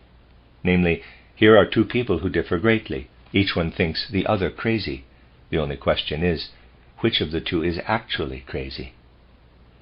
Well, in relation to the facts of the spiritual world, this question must nevertheless be raised. Why does the human being need a model? Older world conceptions have given the answer in their own way. Only in modern times, when morality is no longer included in the cosmic order, but is admitted solely as a human convention, are such questions no longer asked. More ancient world conceptions have not only asked these questions, they have even answered them. Originally, they said, the human being was so constituted that he was able to establish himself on the earth in the following manner.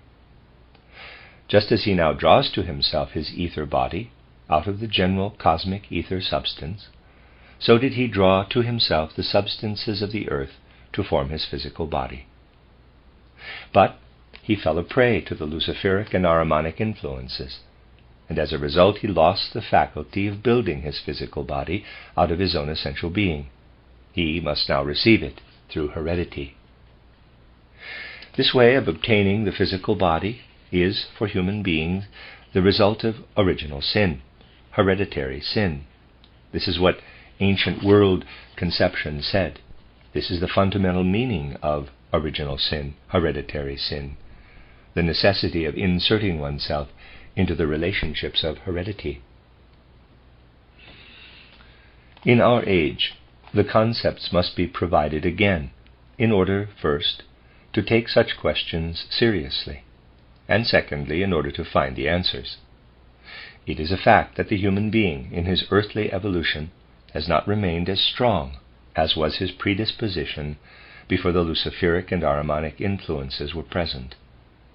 Therefore, he cannot form his physical body through his own capacities as soon as he enters the earthly conditions, but he needs a model, that model which grows during the first 7 years of human life. Since he conforms to this model, it is but natural that something of the model, more or less, remains with him in his later life.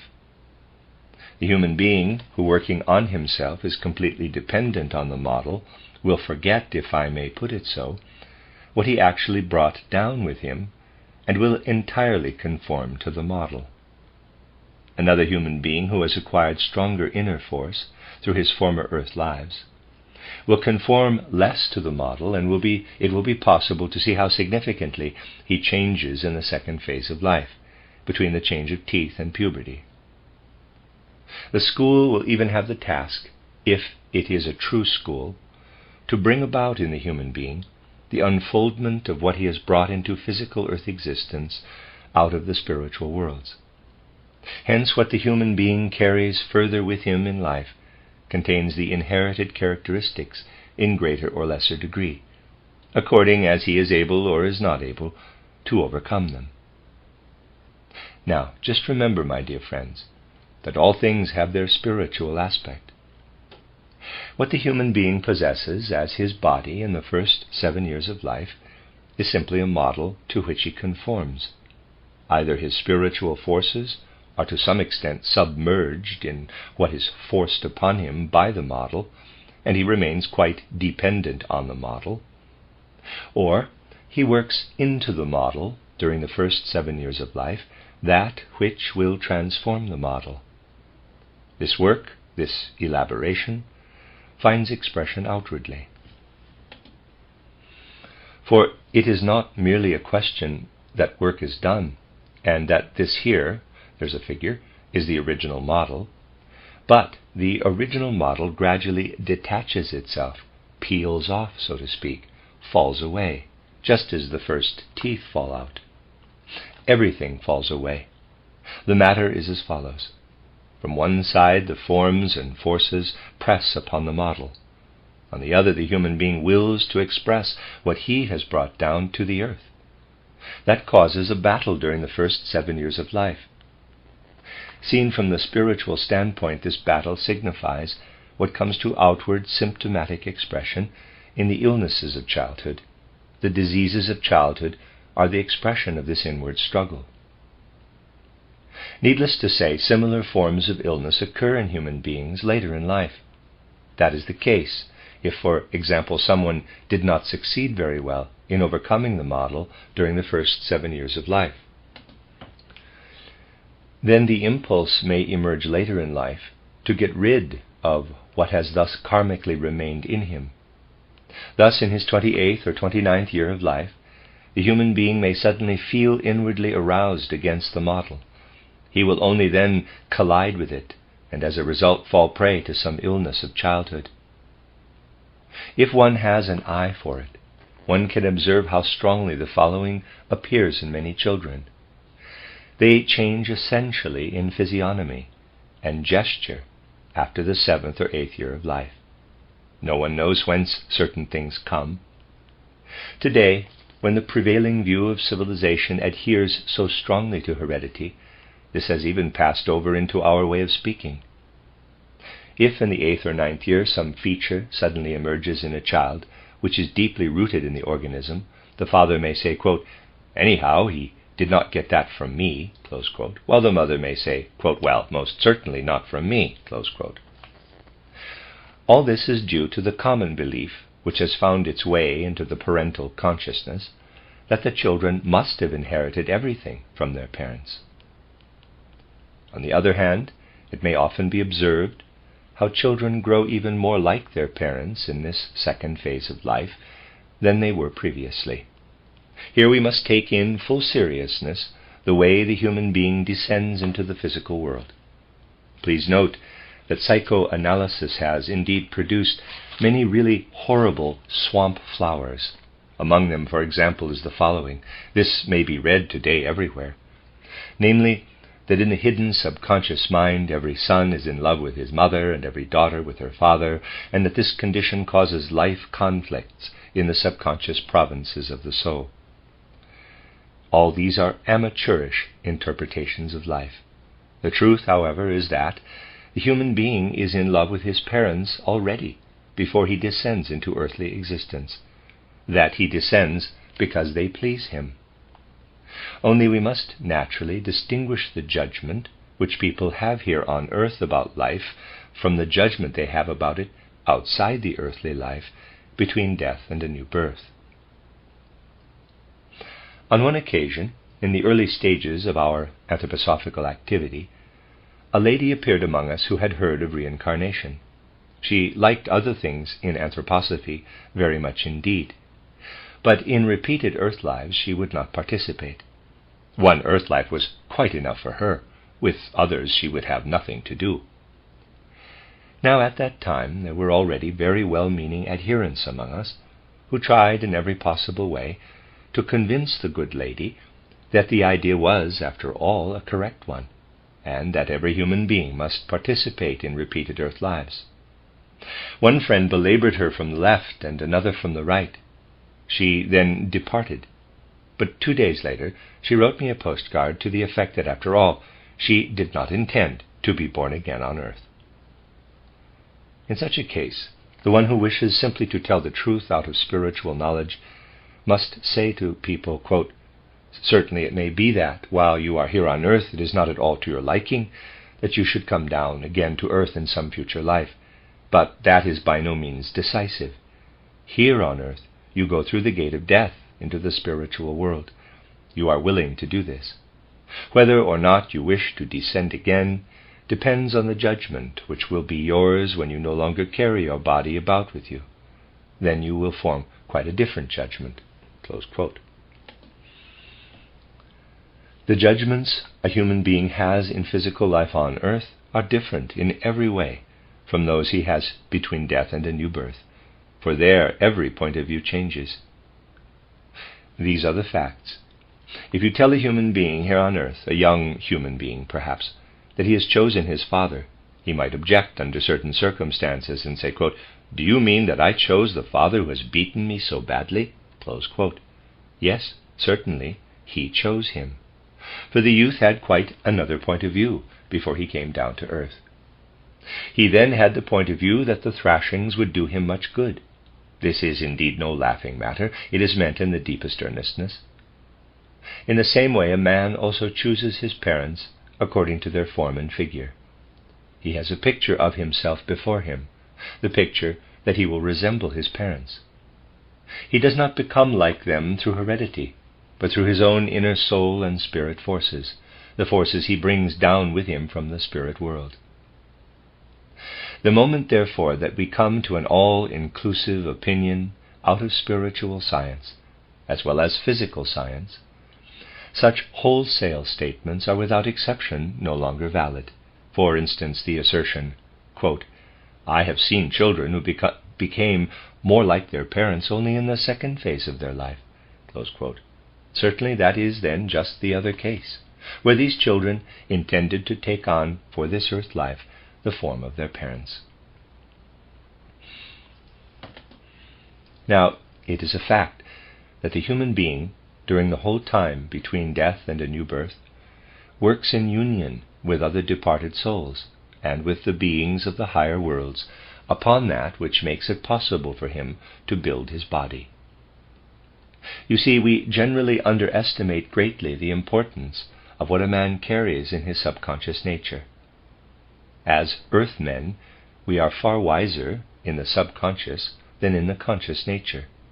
It is indeed out of a far-reaching, universal, cosmic wisdom that we elaborate that which becomes, within the model, during the second phase of life, the form that we then bear as our own human nature, the one that belongs to us. If, at some future time, we become aware of how little we really absorb, as far as the substance of the body is concerned, from the food we eat, how we take in far more from all that we absorb in a very finely diluted condition from the air and light, then we shall more readily be able to believe that the human being builds up his second body for the second life period quite independently of all hereditary conditions. He builds it entirely out of his environment. The first body is actually only a model.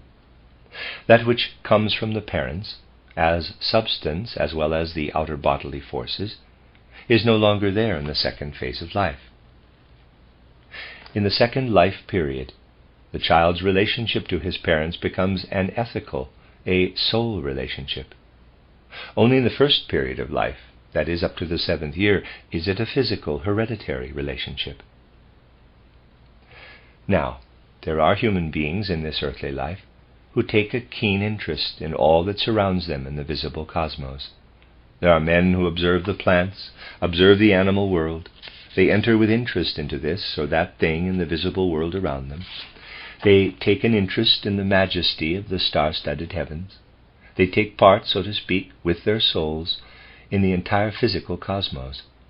The inner life of a human being who has this warm interest in the physical cosmos differs from the inner life of one who passes the world by with a certain indifference, with a phlegmatic attitude of soul. In this respect, we have a whole scale of human characters. On the one side, for example, there is a man who has taken a very short journey. When we talk to him afterward, he describes with infinite love the city in which he has been, down to the minutest detail. Through his keen interest, we may thus gain a complete picture of the city he had visited. From this extreme we can pass to the opposite, to such as the instance when I encountered 2 elderly ladies who had just traveled from Vienna to Pressburg. Pressburg is a beautiful city. They had returned, and I asked them what it was like in Pressburg, how they had liked it. They could tell me nothing, except that they had seen 2 pretty little dachshunds down by the riverside. These they could have seen just as well in Vienna. They need not have gone to Pressburg for that purpose. But they had seen nothing else. Thus do many people go through the world. Between these 2 extremes of the scale, there lies indeed every kind and degree of interest which the human being can have for what is in the physically visible world. Let us suppose someone has little interest for the surrounding physical world. It may be that he just manages to interest himself in the things that immediately concern his bodily life, whether, for instance, one can eat more or less well in this or that district. Beyond that, his interests do not go. His soul remains poor. He does not imprint the world on himself, and he carries in his inner life very little of what has radiated toward him from the phenomena of the world through the gate of death over into the spiritual realms. Because of this, he finds the work with the spiritual beings with whom he now comes into contact very difficult. And in consequence, he brings back in his soul not strength, not energy, but feebleness, a kind of powerlessness for the upbuilding of his physical body. The model, to be sure, works strongly upon him. The fight with the model finds expression in the manifold illnesses of childhood, but the weakness persists. He forms, so to speak, a frail or sickly body, subject to all manner of illnesses. Thus our soul-spirit interest from one earth life is transformed karmically into the state of health in the next life. Human beings who are, quote, bursting with health, close quote, had a keen interest in the visible world in a former incarnation. And in this regard the details of life act very powerfully. It is certainly more or less risky nowadays to speak of these things, but we shall understand the relationships of karma only if we are ready to occupy ourselves with the details about it. The art of painting, for example, already existed at a time when human souls, now living, were living in a former earth life, and there were human beings who had no interest at all in painting. Even today there are people who are quite indifferent whether they have some atrocity hanging on the walls of their room or a well-painted picture. And there were also such people at the time when the souls who are living today were present in former earth lives. Indeed, my dear friends, I have never found a human being with a pleasing face, a sympathetic expression, who did not take delight in the art of painting in a former earth life. The people with an unpleasing expression, which, after all, also plays its part in karma and has its significance for destiny, close quote, were always those who had passed by the works of the art of painting with obtuse and phlegmatic indifference. But these things go much farther. There are human beings, and there were also such in former epochs of the earth, who never look up at the stars, who do not know where Leo is, or Aries, or Taurus, who have no interest in anything in this connection. Such people will be born in a subsequent earth life with a body that is somehow indolent, or if through the vigor of their parents they receive a model which carries them beyond this, they become flabby, lacking in energy and vigor in the body which they then build for themselves. And thus it is possible to trace back the state of health which the human being bears with him in a given earth life to the interest he had taken in the visible world to the widest extent during his former earth life. People, for instance, who in our time take absolutely no interest in music, people to whom music is a matter of indifference, will certainly be born again in a next earth life with asthmatic trouble, or with some disease of the lungs, or they will be born with a susceptibility to asthma or lung disease. It is an actual fact that the quality of soul which develops in one earth life, through the interest we take in the visible world, comes to expression in our next earth life in our general bodily disposition in regard to health or illness. Perhaps someone might now say, quote, to know of such things may well take away one's taste for the next earth life, close quote. That again is a judgment pronounced from the earthly standpoint, my dear friends, which is certainly not the only one. For the life between death and a new birth lasts longer than the earth life. If a man is obtuse to something visible in his environment, he remains incapable of working in certain realms between death and a new birth. And he has passed, let us say, through the gate of death with the consequences of this lack of interest. After death he proceeds on his way. He cannot get near certain beings. Certain beings hold themselves apart from him, for he cannot approach them. Other human souls with whom he was associated on earth remain strangers to him. This would go on forever. There would be something like a punishment in hell for eternity if this could not be modified. The only cure, the only compensation lies in his resolving, between death and a new birth, to come down again into earthly life and feel in a sick body that which is an incapacity in the spiritual world. Between death and new birth he desires this cure, for he lives with awareness of but one thing, namely, that there is something he cannot do.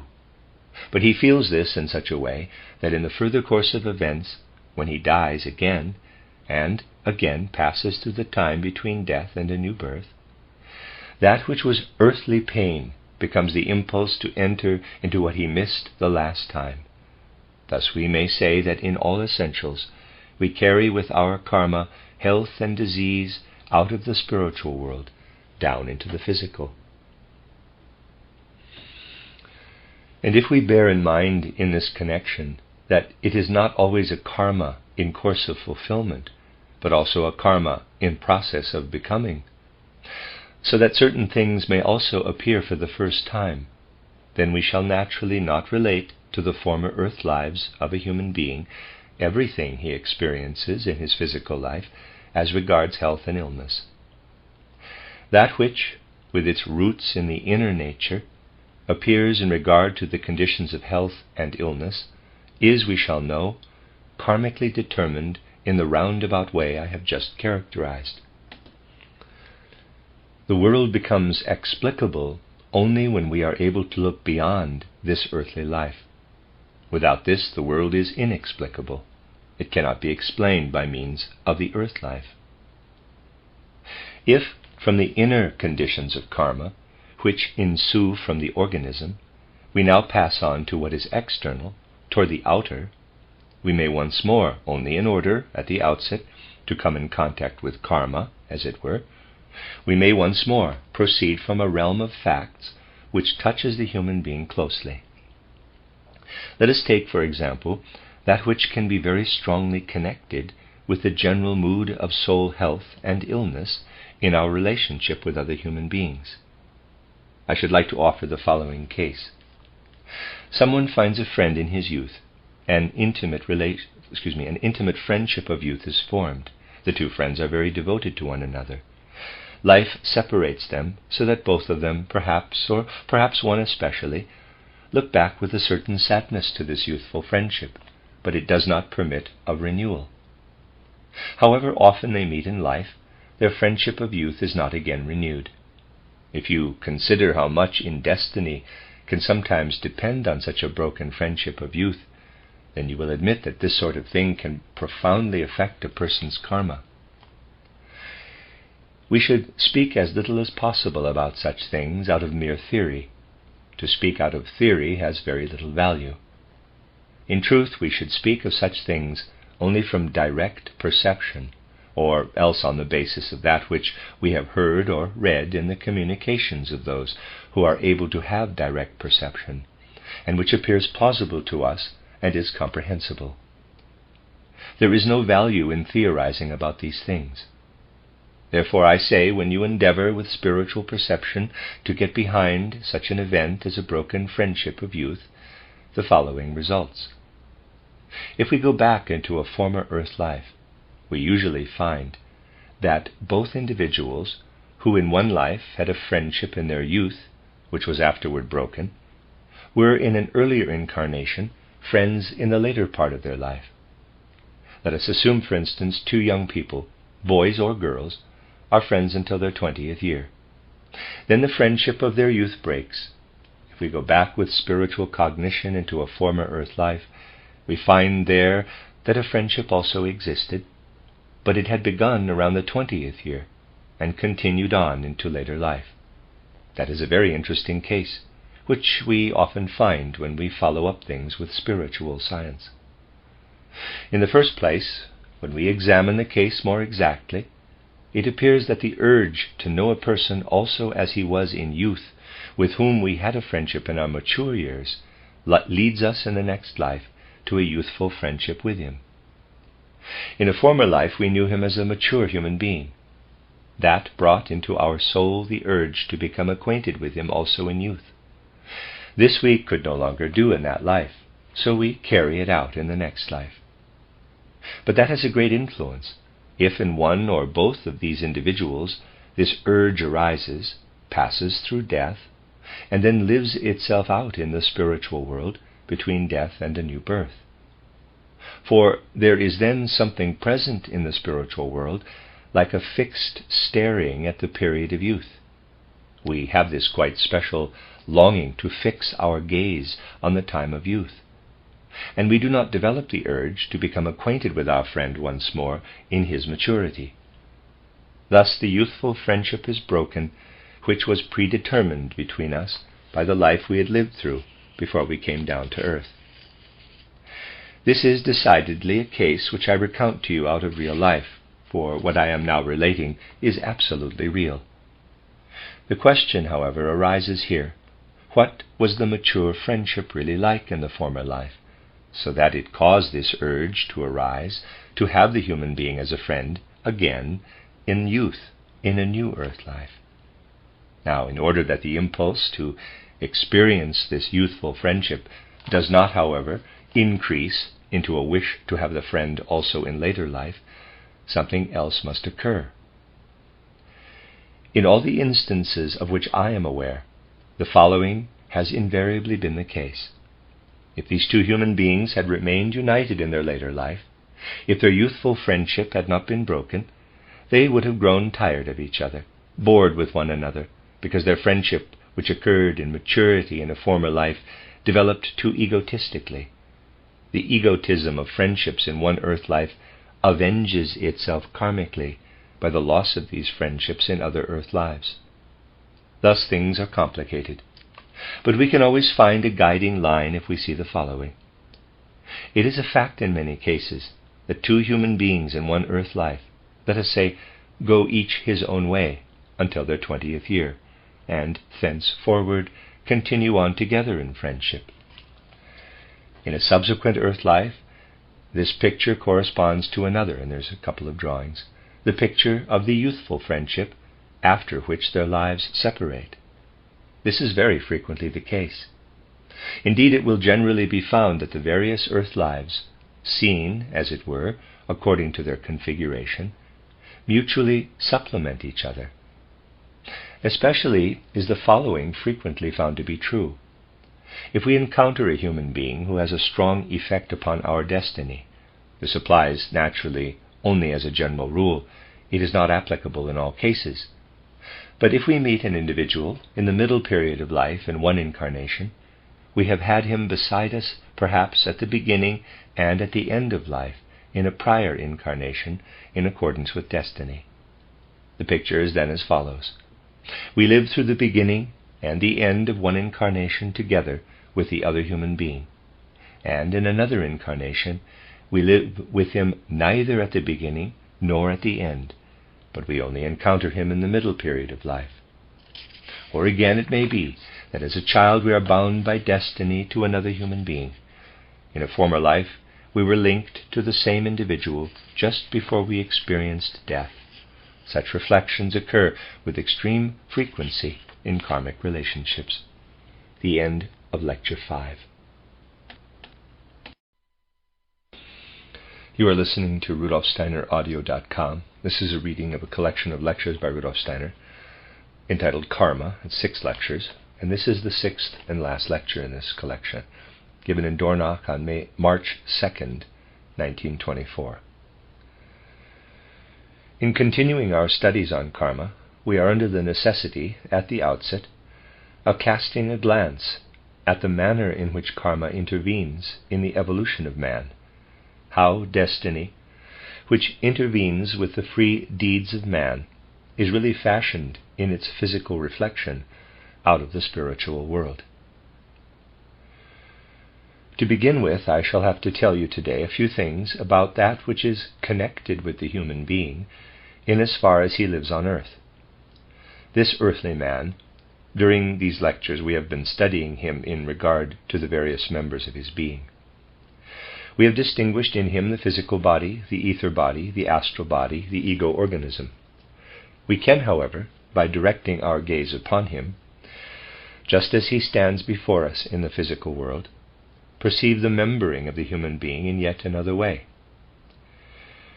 Today we intend, quite independently of what we have already been discussing, to consider a certain membering of the human being, and we shall try to build a bridge between what we discussed today and that which we already know. If we consider the human being as he stands before us on the earth, simply according to his physical form, then this physical form has three clearly differentiated members. This differentiation is, however, not usually observed, because that which asserts itself as science nowadays really looks at things and facts in a merely superficial way. It has no sensibility for what reveals itself when things and facts are considered with a perception inwardly illumined. We have, to begin with, the human head. Even outwardly considered, this human head shows itself as something quite different from the remainder of the human form. We need but turn our attention to the formation of the human being out of the human embryo. The first thing we can see developing in the body of the mother as human embryo is the head organization. The whole human organization takes its start from the head, and everything else in the human being, which afterward flows into his configuration, is actually an appendage organ of the human embryo. As physical form, the human being is a head in the beginning. The rest are appendage organs, and the functions which these appendage organs assume in later life, such as breathing, circulation, nutrition, are, in the first period of the embryonic existence, activities proceeding not from within the embryo, but from without inward, out of the body of the mother, through organs which afterward fall off, organs which are no longer present later in the human being. The human being is at the outset entirely head. The rest is appendage organ. We do not exaggerate in the following sentence. The human being is in the beginning head, the rest is, so to speak, appendage organ. Since that which at first was appendage organ later on grows and gains in importance for the human being, his head finally loses its sharp distinction from the rest of the organs. But this gives only a superficial characterization of the human being, for in reality he is also, as physical form, a threefold being. All that which actually constitutes his first form, the head, remains throughout his earthly life a more or less individual member. We fail merely to recognize this. Nevertheless, it is a fact. You will say, indeed, one ought not to divide the human being in such a way that we behead him, as it were, chop off his head. That this happens in anthroposophy was only the belief of Professor Blank, who reproached anthroposophy for dividing men into head, chest organs, and limb organs. But this charge is not true. It is not at all a fact. For in what is outwardly head configuration lies only the main outer expression of the head configuration. Man remains completely head, in quotes, throughout his whole life. The most important sense organs, the eyes, ears, the organs of smell, the organs of taste, are to be sure in the head. But the sense of warmth, for example, the sense of pressure, the sense of touch, are spread out over the whole human being. That is precisely because the three members of the human organism are not to be differentiated spatially, but only in such a way that the head formation mainly appears in the outwardly formed head, while in reality it permeates the entire human being.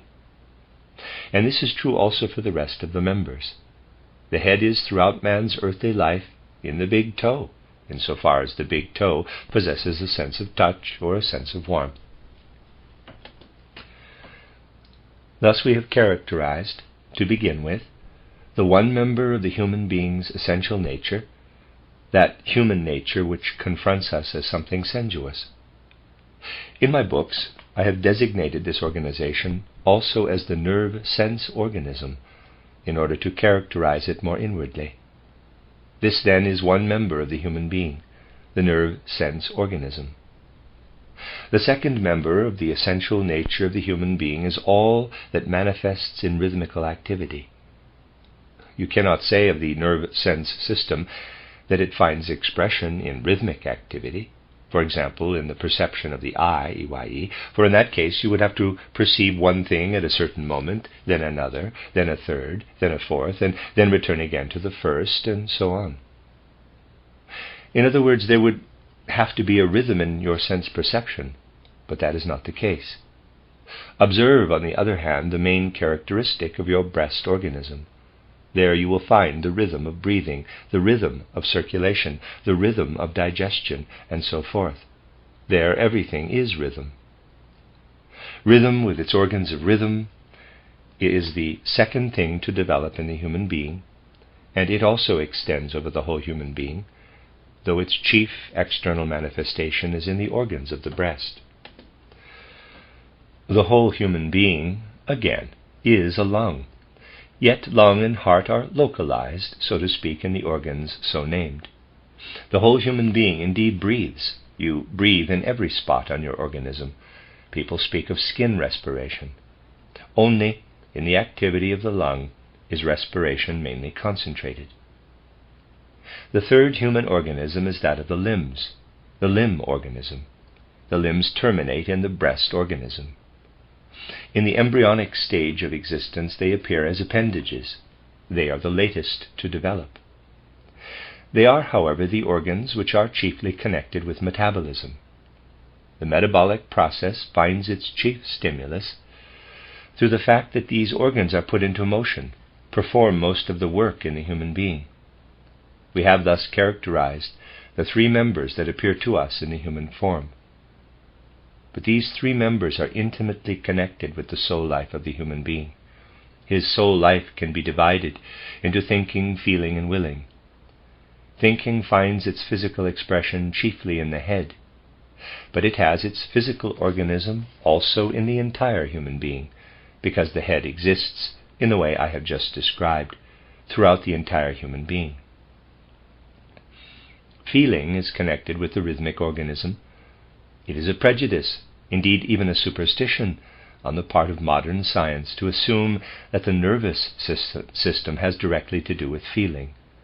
The nervous system has nothing directly to do with feeling.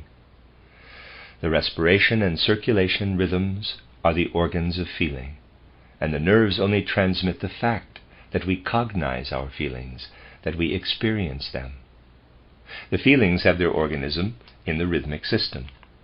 But we should know nothing of our feelings if the nerves did not procure for us percepts of them. And because the nerves procure for us these percepts of our feelings, modern intellectualism creates the superstition that the nerves themselves are the organs of feeling. This is not the case. But when we consciously observe our feelings as they arise out of our rhythmic organism, and compare them with the thoughts which are bound to our head, to our nerve sense organism, then, if we are able to observe at all, we shall perceive the same difference between our thoughts and our feelings that exists between our daytime thoughts, which we have in waking life, and our dreams. Our feelings have no greater intensity in consciousness than dreams. They only have a different form. They only make their appearance in a different way. When you dream in pictures, your consciousness lives in pictures.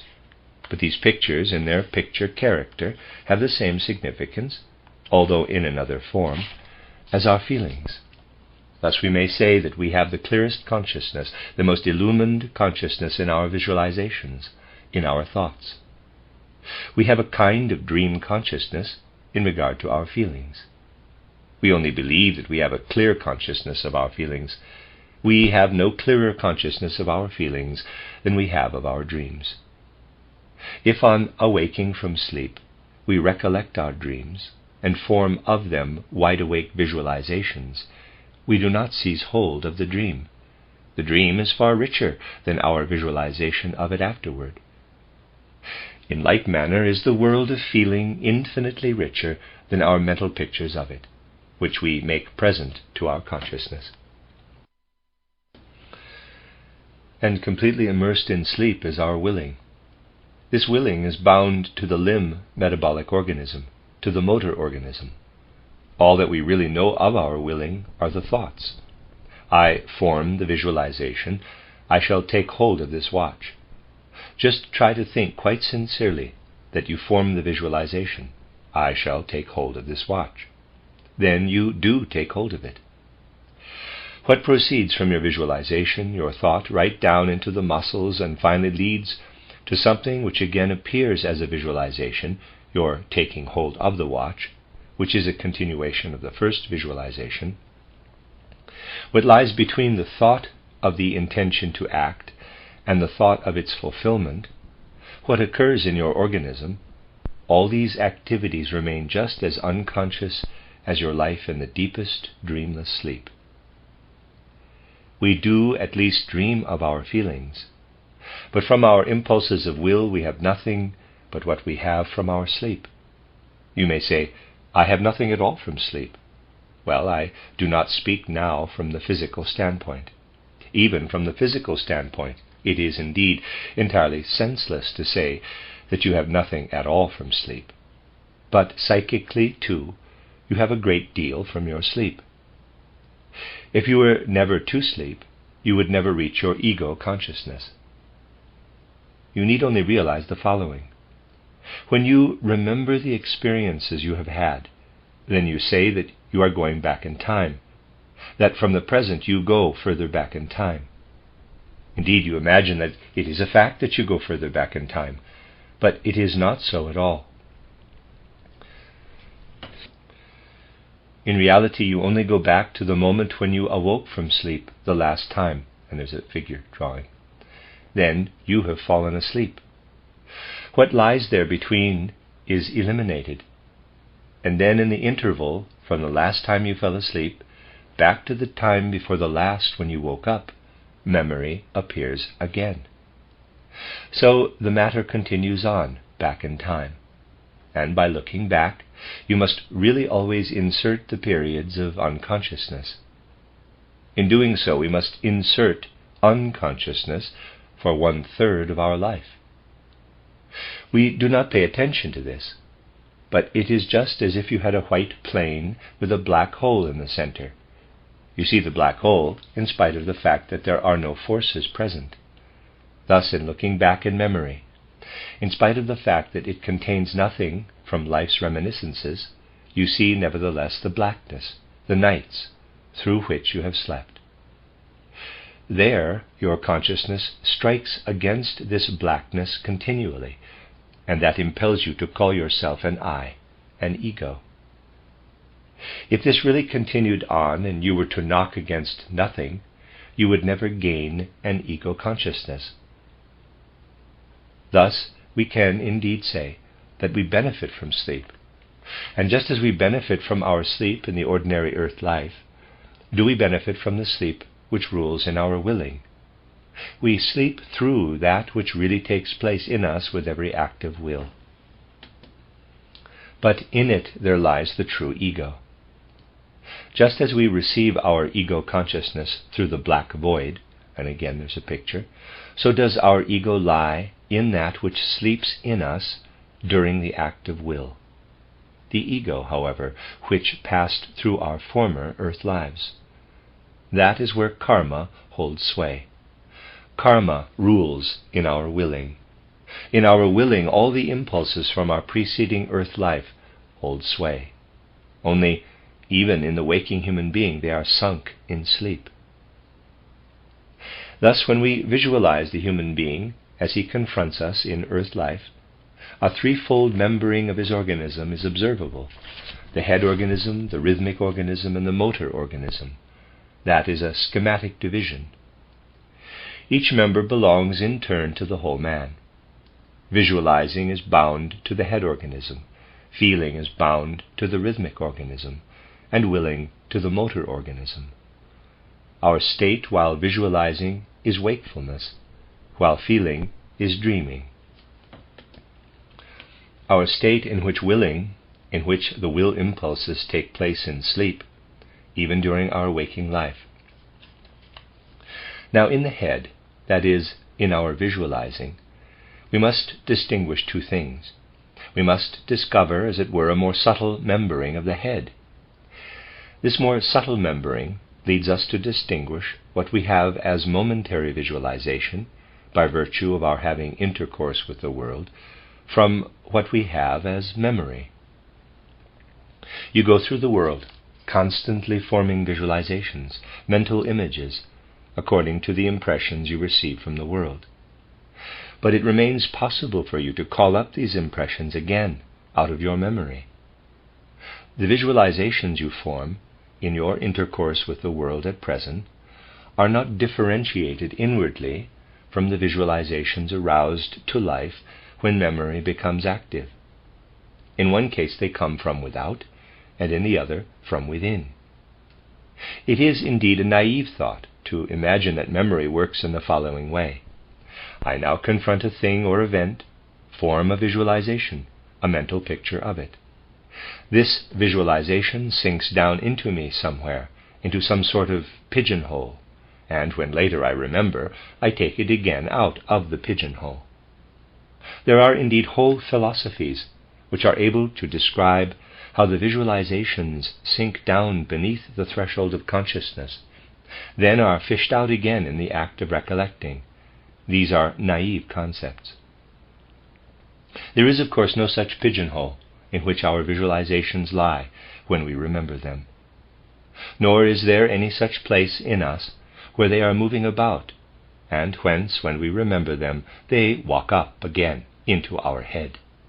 All these things are utterly non-existent, nor is there any explanation in their favor.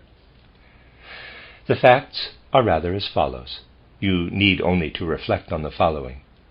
When you wish to exercise your memory, you often do not work merely with your powers of visualizing, but you bring to your aid very different means. I have seen people memorizing who exercised their power to visualize just as little as possible, but carried on vehement outer movements accompanying their speech, arm movements again and again. Thus people memorize in this way, and in so doing the least possible thinking occurs. And in order to add a further stimulus, quote, and it undulates, surges and roars and hisses, close quote, they beat their forehead with their fists. Even this happens. It is definitely a fact that the visualizations we form as we occupy ourselves with the world are as evanescent as dreams. On the other hand, what emerges out of memory are not visualizations which have sunk below into us, but something quite different. Were I to give you some notion of it, I should have to draw it thus. There's a picture. This is naturally only a kind of symbolic figure. Imagine the human being as a seeing being. He sees something. I shall not describe the process more exactly. That could be done, but for the moment we do not need it. The human being sees something. It passes through his eye, through the optic nerve, into the organs into which the optic nerve then merges. We have two clearly distinct members of our brain, the more external brain, the gray matter, and beneath it the white matter. The white matter terminates in the sense organs. The gray matter lies within it. It is far less developed than the white mass. Gray and white are, of course, only approximate terms. But even thus crudely anatomically considered, the matter is as follows. The objects make an impression on us, pass through our eyes, and on into the processes that take place in the white matter of the brain. On the other hand, our visualizations have their organs in the gray matter, which incidentally has quite a different cell structure. Therein our visualizations glimmer and vanish like dreams. They glimmer because the impressions are occurring underneath. If you were dependent upon having the mental images sink down into you, and you then had to call them up again in memory, you would remember nothing at all. You would have no memory. The fact is like this. At the present moment, let us say I see something. The impression of it, whatever it may be, sinks into me, the white matter of the brain acting as the medium. The gray matter functions by dreaming in its turn of the impressions, making pictures of them. These are only transitory pictures, they come and go. That which remains we do not visualize at all at this moment, but that goes down into our organism. And when we remember, we look within. Down there, below, the impression remains. Thus, when you see something blue, then an impression of blue sinks down into you. Here, you form the visualization of blue, and again he's referring to diagrams. It is transitory. Then after 3 days, you observe in the brain the impression which has remained. Now, by looking inward, you visualize the blue. The first time, when you saw the blue from without, you were stimulated from outside by the blue object. The second time, when you remember, you are stimulated from within, because the blueness portrayed itself within you. In both cases, the process is the same. It is always a perception. Memory, too, is a perception. So that our day-waking consciousness is actually to be found, as it were, in the visualizing process. But beneath the visualizing, certain processes are going on which also rise into consciousness through visualizing, namely through the memory visualizations. Below this visualizing lies perceiving, the actual perception, and only below this lies feeling. Thus we can distinguish more intimately between the processes of visualizing and perceiving in our head organism, our thought organism. That which we have perceived we can then remember, but it remains indeed very unconscious. Only in memory does it rise into consciousness. What really takes place in the human being is actually no longer experienced by him. When he perceives, he experiences the visualization. The effect of the perception penetrates him. Out of this effect, he is able to awaken the memory. But then the unconscious has already begun. In reality, it is only here in this region where in waking day consciousness we visualize. There only do we ourselves exist as human beings. There only are we really aware of ourselves as human beings. There's another figure. Where we do not reach down with our consciousness, we do not even reach the causes of our memories, there we are not aware of ourselves as human beings, but are incorporated into the world. It is just as it is in the physical life. You inhale. The air you now have within yourself was a short while ago outside. It was the air of the outer atmosphere. It is now your air. After a short time, you give it back again to the world. You are one with the world. The air is now outside you, now inside you, now without, now within. You would not be a human being were you not united with the world in such a way that you possess not only that which is present within your skin, but that by means of which you yourself are connected with the whole surrounding atmosphere. There's a diagram. Reading from the top, we have third hierarchy, related to head organism, related to visualizing, perceiving, related to wakefulness. Below that, reading across, second hierarchy, related to rhythmic organism, related to feeling, related to dreaming. And below that, the first hierarchy, related to movement organism, related to willing, related to sleeping. And just as you are thus connected on your physical side, so are you connected on your spiritual side. The moment you descend into the nearest subconscious region, the region out of which memory arises, so are you connected with that which we call the third hierarchy, angeloi, archangeloi, archai. Just as you are connected through your breathing with the air, so are you connected through your head organism, the lower head organism, with the third hierarchy. The outer lobes of the brain, consisting of grey matter, only and solely belong to the earth. What is beneath the white matter is connected with the third hierarchy, angeloi, archangeloi, archai. Now let us descend into the region, psychologically speaking, of feeling, corporeally speaking of the rhythmic organism, out of which the dreams of our feeling life arise. There we do not at all possess ourselves as human beings. There we are connected with what constitutes the second hierarchy. The spiritual beings who do not incarnate in any kind of earthly body, but who remain in the spiritual world. They, however, send unceasingly their currents, their impulses, that which streams from them as forces, into the rhythmic organism of the human being. Exousiae, dunamis, curiosities. These are the beings whom we bear within our breast.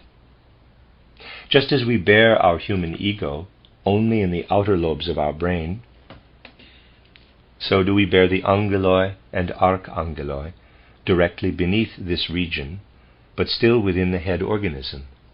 That is the scene of their earthly activities.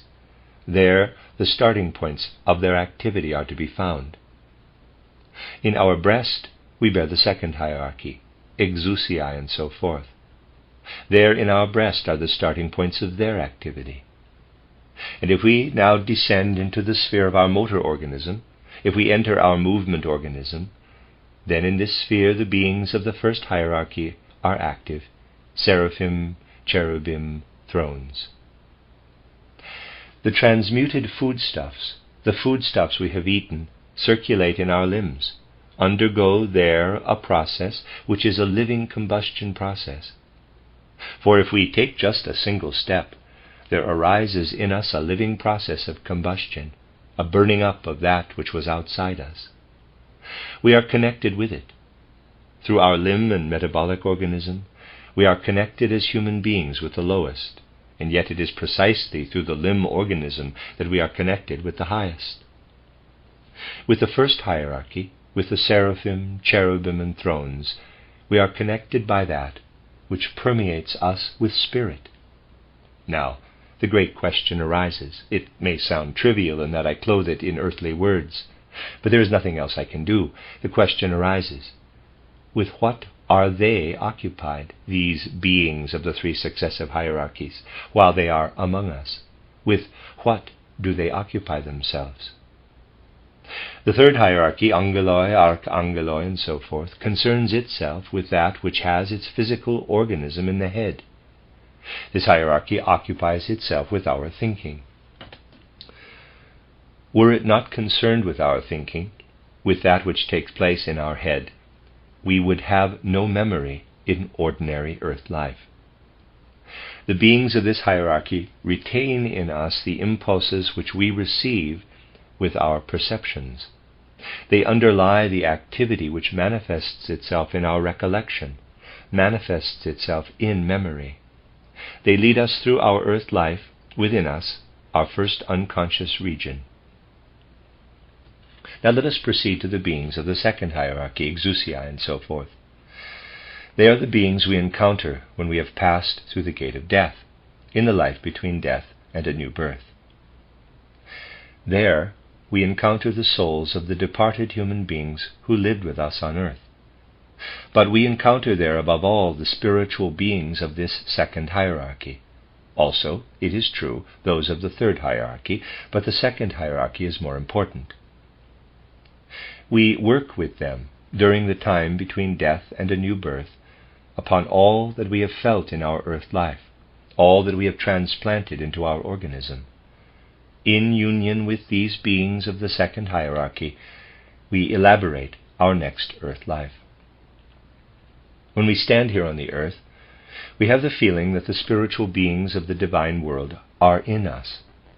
When we are there beyond, in the sphere between death and a new birth, we have the reverse thought.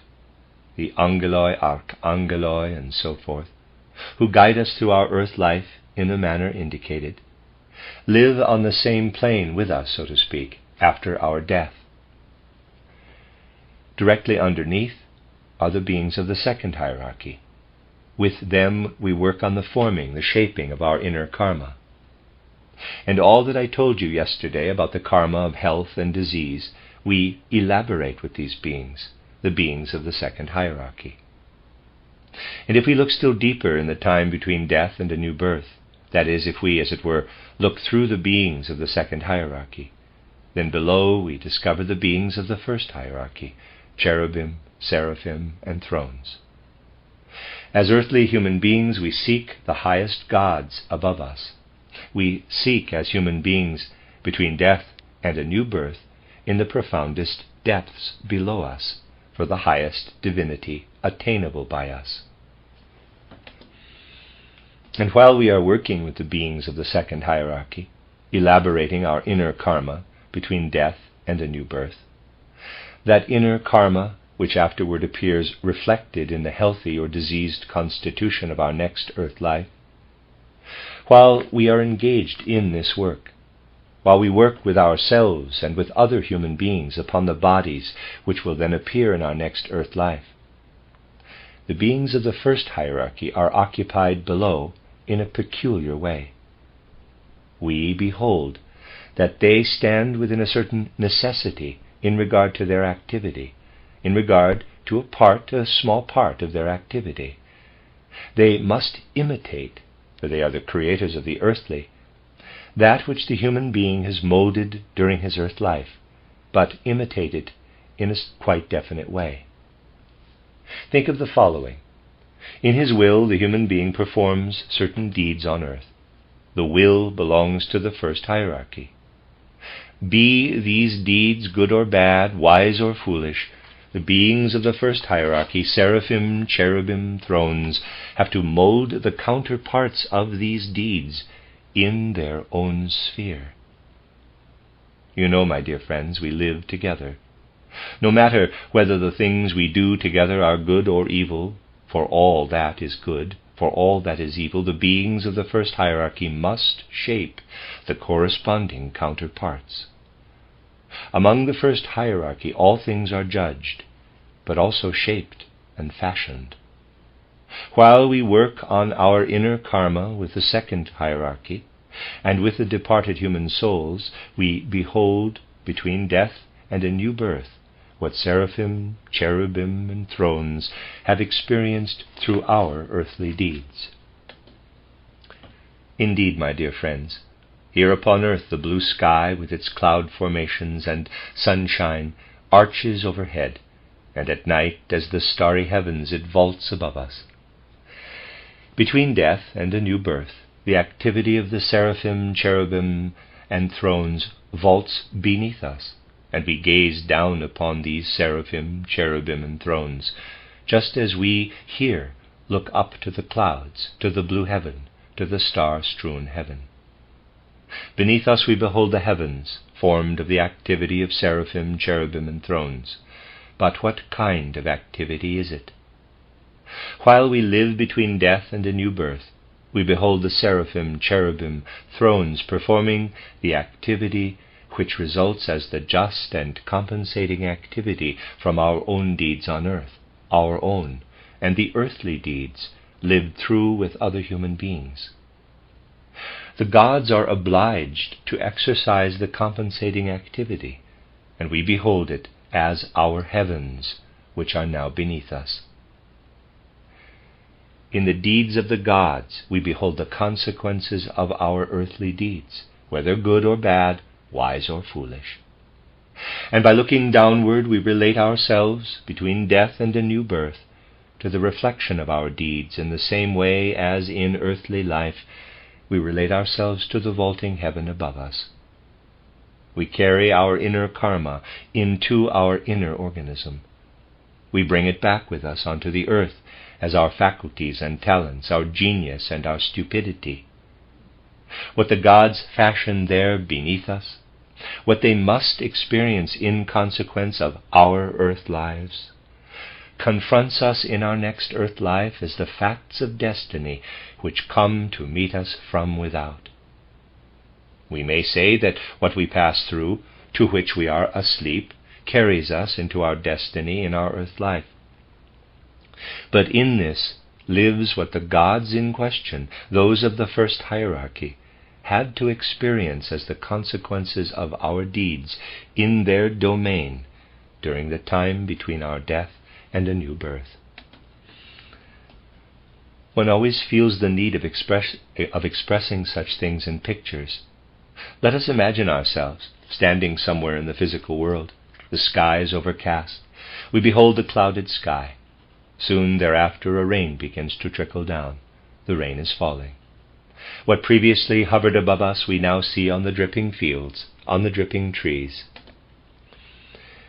If we look back with the eye of the initiate, EYE, from human life into the time we passed through between our last death and our last birth, we then see therein, first of all, the forming of divine deeds, the consequences of our own deeds in our last earth life.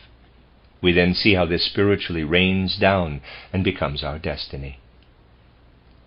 If I meet a human being who has significance for me in earth life, who has a determining influence upon my destiny, what occurs with this meeting of the other human being has been previously experienced by the gods as a result of what I have had in common with him in a former earth life.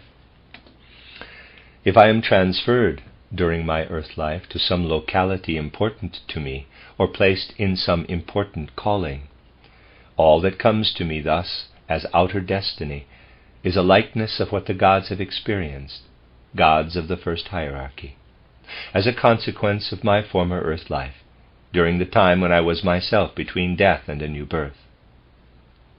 Indeed, if you think abstractly, then you think, quote, there we have the former earth lives. The deeds of the former earth lives work across into the present. Previously they were causes, now they are effects, close quote. With this we cannot think very far. We have actually little more than words when we make this statement. But behind what we thus describe as the law of karma lie the deeds of the gods, experiences of the gods. And behind all that lie the other facts. If we human beings approach our destiny only through feeling, then we look up according to our faith, either to the gods or to some providence upon which we feel the course of our earth life depending. But the gods, those whom we know as the beings of the first hierarchy, seraphim, cherubim, and thrones, have, as it were, a reverse religious confession. They feel their necessity lies with men on earth, whose creators they are. The aberrations human beings suffer, and the progress they enjoy, must be equalized by the gods. And what the gods prepare for us as our destiny in a subsequent life, they have already lived through before us. These truths must be found again through anthroposophy. Out of a consciousness not fully developed, they were perceived by mankind in an erstwhile instinctive clairvoyance. The ancient wisdom contained such truths. Then only a dim feeling about them remained. In much that meets us in the spiritual life of mankind, there is still a dim feeling for these things. You need only remember the verse of Angelus Silesius, which you will also find quoted elsewhere in my writings. To a narrow religious understanding it sounds like an impertinence, quote, without me, God could not a moment live at most. Came I to naught, must he from need give up the ghost. Close quote. Angelus Silesius went over to Roman Catholicism, and as a Catholic wrote such verses. To him it was still clear that the gods are dependent on the world, just as the world is dependent on the gods, that this dependence is something mutual, and that the gods must direct their life according to the life of human beings. But the divine life acts creatively, and has its effect in turn in the destiny of human beings. Angelus Silesius, dimly feeling but not knowing the exact truth, said, quote, without me, God could not a moment live at most. Came I to naught, must he from need give up the ghost. Close quote. World and Godhead depend on one another and work into one another. Today we have seen this interactivity in the example of human destiny, of karma. The end of Lecture 6 and the end of this collection of lectures by Rudolf Steiner entitled Karma.